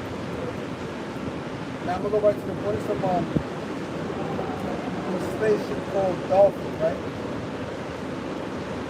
Now it says, the crew initially set out in the ship Dolphin, chained over the sweet rising sun in St. Thomas in the Polynesian Avenue, on 21 State Avenue. The ship just suffered serious damage from a tornado and sat at the island. On September 4th, 1796, the author wrote, this morning we brought our man's slave in a sloop and being on the island cave of Lisbon, and the moment of some poison. The intention was to put it in some rice that was on the fire when it was formed or not. It was uncertain, but it was overheard by some that was in the house in the focus of it. So, basically when the slave had attempted to put some poison in the food, then came the bolt up and what this did.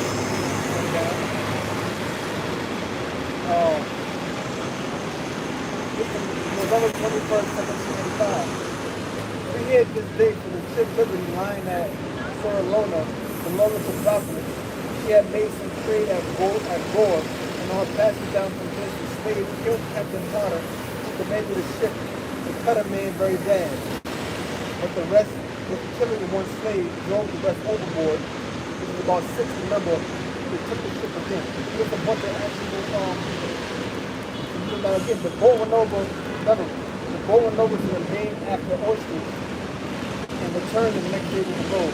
Captain Edwards went on board his ship, Providence, commanded by Captain Sturry, who informed him of some very melancholy deaths, some onions and potatoes. Captain Sturry was saved from the uprising by the warning of an African cabin boy. When you were going to fucking nigga, I want to go back and tell you something.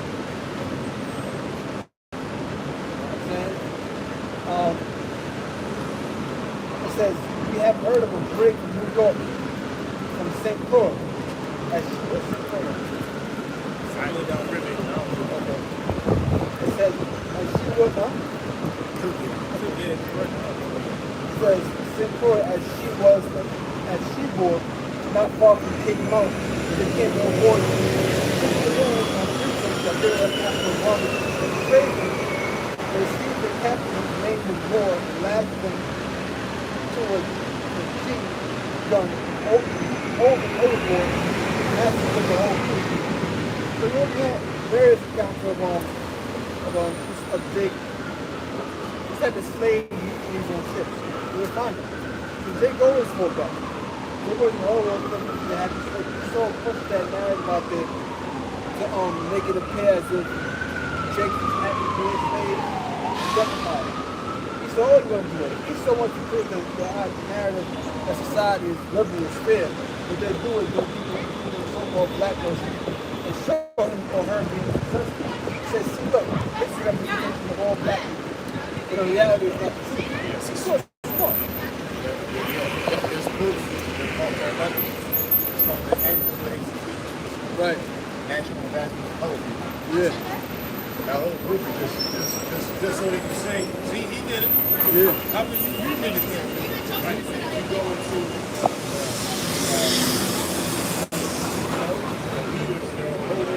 So-called community.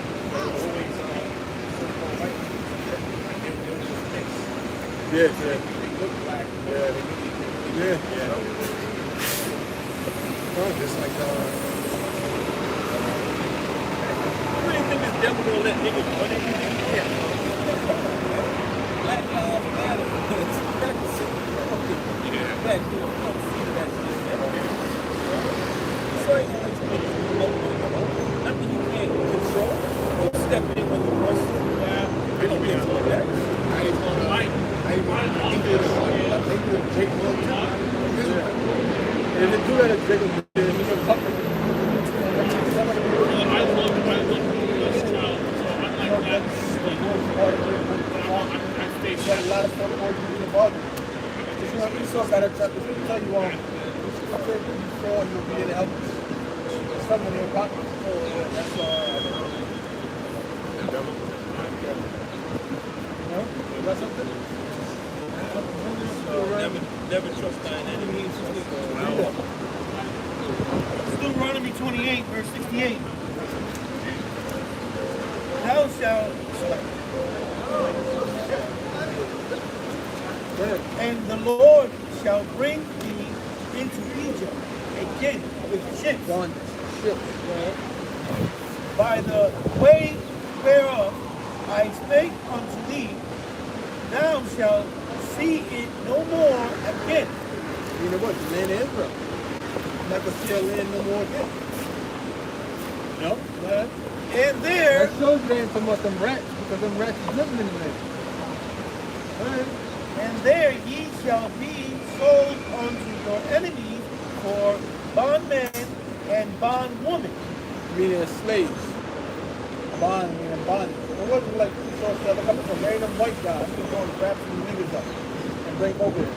You had the West India Company, East India Company. As a matter of fact, they even had insurance policies on slaves. If slaves was to die and go overboard, the insurance companies have to pay them a portion of that money back. A lot of people don't know that. If a slave died from working, then you get some insurance money back. You get part of the grab back.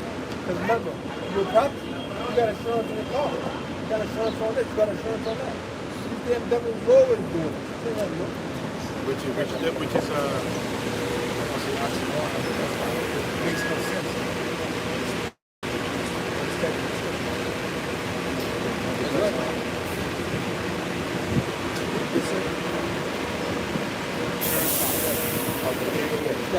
Yeah, because that's your insurance.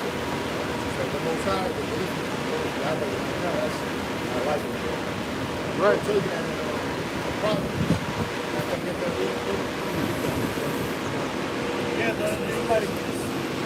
It says, and no man shall buy you. Meaning slave, meaning savior. And you only ask for somebody get Not that scripture last long. We get the problem.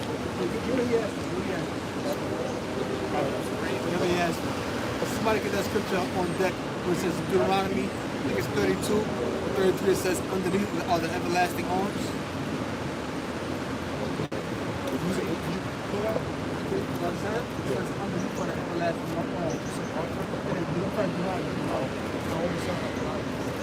It says 30, 31. It should be like 32, 33. It's like in the 20s. It says underneath for the everlasting arms. 27? 30, 27. Okay. Hold on, let me ask one first. Yeah, real quick, just to back the brothers up on the stupid life insurance. You know, that would constantly, that don't make sense. But again, like the brother was saying, he so make money on it. Something that he made, the world think that it's what it is. So like Proverbs, Like there ain't no laws in God. The law gave us things that life insurance. that don't make any sense. Because they belong to it. Jake had insurance companies like in like the early 1900s. A lot of people know that. You saw high things. Jake was that big. Don't still get to anything like that was when if a man died and had no son, his daughter was the problem. When she was married outside of her tribe. Is that Exodus? Huh? I think that's in Exodus. It's Numbers? Yeah. Or is Exodus 5? Oh yeah, Numbers. Tribe, because what happened is those other tribes will be able to take over that land. Proverbs, a person like 26, 25, 24, but I'm gonna start from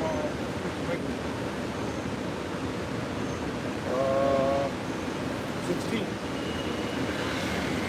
So this is what combat life insurance, why it makes no sense. We even say that. The Lord put it. Proverbs 3 and 14 says, That shows you Esau does everything, things around him. He can make any question. That's how he operates. So-called Jews, man. Rats. it says, see how these dogs? Actually, That's how you say it. verse 8 it says,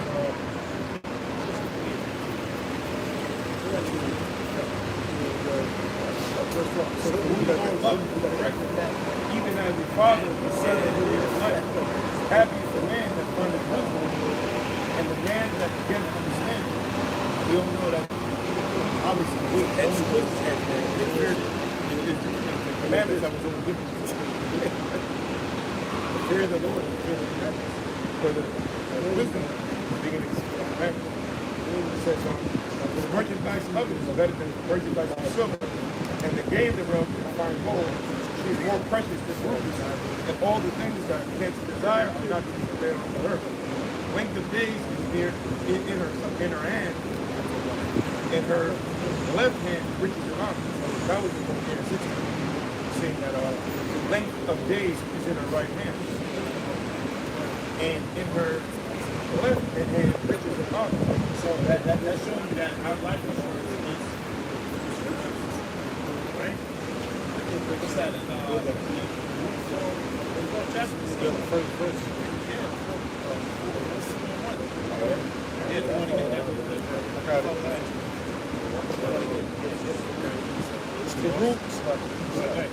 Baruch chapter 4, verse 1. This is the book of the commandments of the Most High, and the Lord that endureth forever. All they that keep it shall come to life, but such as leave it shall die. There you go. That's our life insurance. That's like, And that's why we got the warning from the Most High through Moses. Listen, you keep these laws, statutes, and commandments, I'll bless you. If you don't, if you stray away from them and follow the heathen, I'm going to kill you. Essentially, right? So our life insurance is the scripture. Our life insurance is the laws, statutes, and commandments. And that's why we're going to come full circle when we become perfect through what? Keeping the law, man. Right? Because that's going to give us life. That's our life insurance. what's the example? Proverbs 8 and 35. It says, for whoso findeth me findeth life, and shall obtain favor of the Lord. But he that sinneth against me wrongeth his own soul. All they that hate me love death. So that's showing you that since we can't keep the laws as perfect, the Most High sent us the Lord so we can obtain protection from Him. Yeah, right? So I was going to this earlier. We're designed with a default as our flesh. Right? But the Most High loved us so much that He gave us the Yahushai so we can through Him, we can become perfect. Proverbs 1 and 5. A wise man will hear and will increase learning, and a man of understanding shall obtain unto wise counsel. That's showing you that wisdom is very important. And how do you find true wisdom? That's in the scriptures. Right? It tells you that when all hell breaks loose, people bug out because the sky got a little red, and we had snow from Canada, and they think it's the end of the world. That's just simple. They're bugging out from that. Right? We have comfort because we know in the scriptures, prophecy states that a lot of bad things are going to happen. It's going to get a lot worse than the fucking sky is getting a little slow. We'll get far worse than that. But we understand that, but that keeps us safe. And we obtain that through what? We know there's a number of right?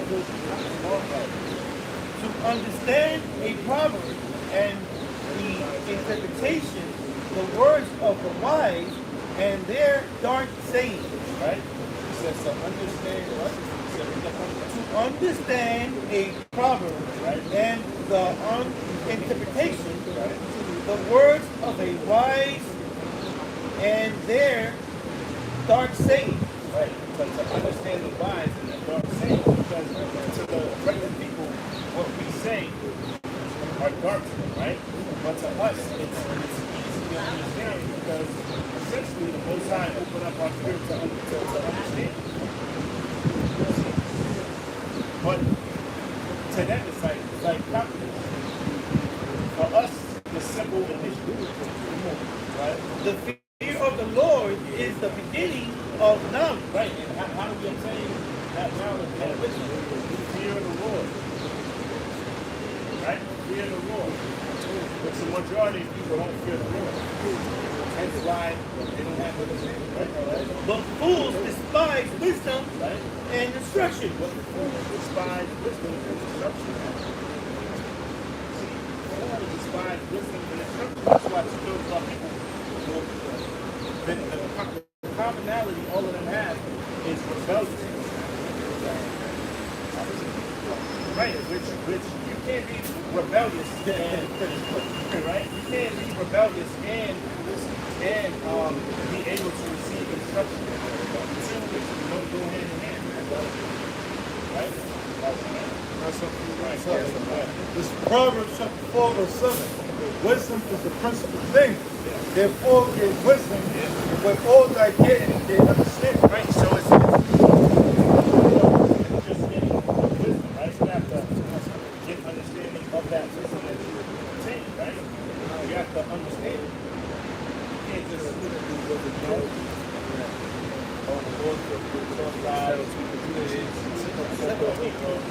got to really go into it.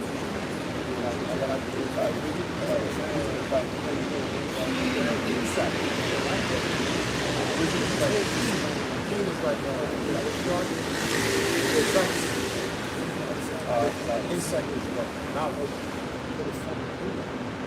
Like you know the depths of what it to you is knowledge. So like the scripture prophecy, you know the depth of the scripture. He has wisdom brings prophecy. In-depth knowledge of the scripture. You know, not know the Lord. You go to prayer. You got to know about the Lord. He bring out 16. Sing down 3:16. 10 minutes. Don't go. Don't go to Revelation. Don't go to this. God, the color of the Lord. Yeah. So why don't the color of the Lord? Judgment. Just backing up the elder, though, the emphasis they just say, John 3:16, God love everyone. Forgive the so-called white. Yeah, forgive everybody. Everybody. Forgive someone who make you paralyzed, make down. Kill you.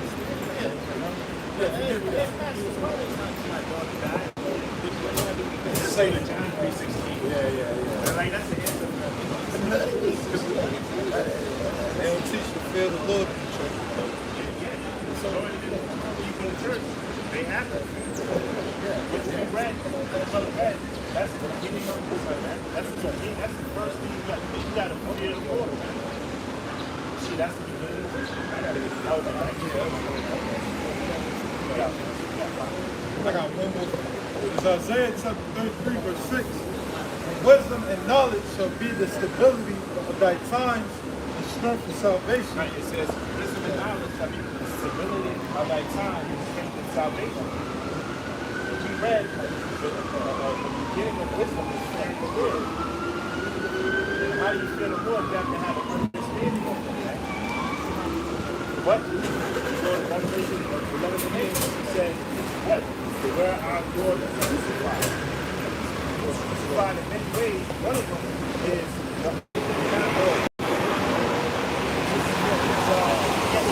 every time the Lord is spoken by the Lord. And on the year day,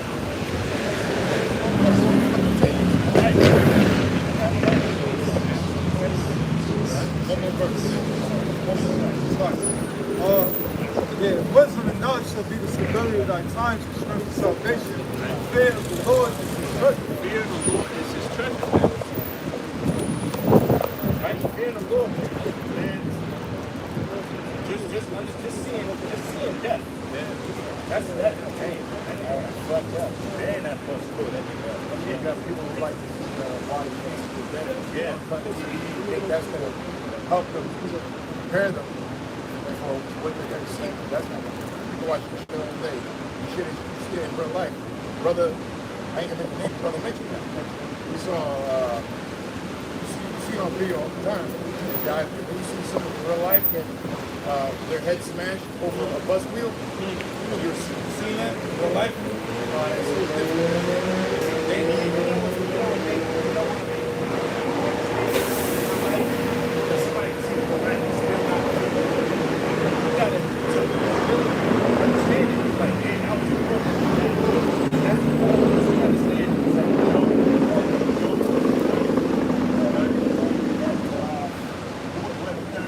4-7, right? You're like, damn, you understand that's from directly from the like he sanctioned that the old lady can get their head smushed by a bus, the wheel of a bus. Once you run, they get it's a smush like oh, then you have to feed that will give you a healthy dose of fear. But the majority of people don't have that. Like backing up what you're saying, like churches don't teach you characteristics. You know, like I never heard the church bring out Deuteronomy 32 and 39 when he said, I kill, I make a lie. Like that right there make you feel good. Right. You see, it's like, It's insane. if you don't do this, if you don't praise Jesus, you're going to hell. Yeah. It's no fear. There's no fear there, bro. I remember when I used to go to church, man. Asking somebody to put this celebrity, man. And it was at a restaurant, and everybody like, who's pastor? You get the two pastors. Nigga be spread, man. You know what I'm saying? Hey, yo, bro, this shit don't make no sense, bro. May I read the scripture? Sure. This is Proverbs 2, verse 8. He keepeth the path of judgment and preserve the way of his saints. That's another life. Then shalt thou understand righteousness and judgment and iniquity, yeah, every good path. That's right, because you know righteousness and iniquity. You know that righteousness really comes by that's true life. The Father commandments of the Lord will make the bench to give us eternal life to be saved. And then believing in the Lord also teaches us iniquity. Because if you're doing right, you know what not to do wrong. Which is what sin, breaking the laws of the Lord. When wisdom entereth into thy heart, and knowledge is pleasant into thy soul. Yeah, so the knowledge of Christ, knowledge into thy heart, by what? When wisdom entereth into thy heart, Which is keen insight, right? In-depth knowledge in a particular field. In this case, the scriptures. So in-depth knowledge again, it was turned by no other way by prophecy. Right? Even the commandments came by prophecy. Right? Let's go. knowledge is pleasant unto thy soul. Yeah, mine is pleasant. Because it's pleasant to our soul. You know, also it's really saved. But you know, like you saw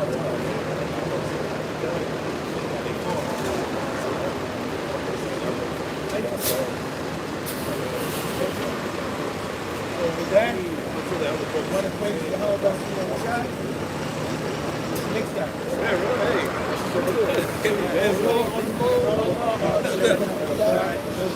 That's why I didn't want to say to you. Damn, Yo,